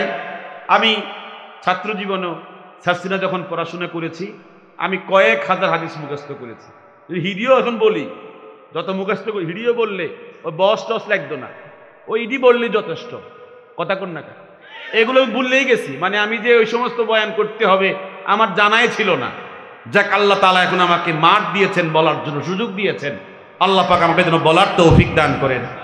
আমার বিশেষ করে আমার এখানে প্রিয় ছাত্র এমদাদুল হক, অত্যন্ত আদরের, অত্যন্ত মহাব্বতের ছাত্র। আল্লাহ পাক যেন তাকেও দ্বীনের জন্য কবুল করেন। আমার প্রিয় ছাত্র ইয়াহিয়া ইউনুসি, অনেক বিদগ্ধ আলেম, অত্যন্ত প্রখর মেধাবী। যখন গোটা কুমিল্লাতে বৃত্তি পায় না, কুমিল্লায় প্রথম বৃত্তি পেয়েছে আমাদের ইয়াহিয়া ইউনুসি। অত্যন্ত প্রখর মেধাবী, আল্লাহ পাক তাকেও এলেমে এবং আমলে তারাক্কি নসিব করেন। মাশাআল্লাহ, নারে তাকবীর। আমার দোস্ত চলে আসছে, আর কোনো কথা বলার সুযোগ নাই। আসসালামু আলাইকুম ওয়া রাহমাতুল্লাহি ওয়া বারাকাতুহু।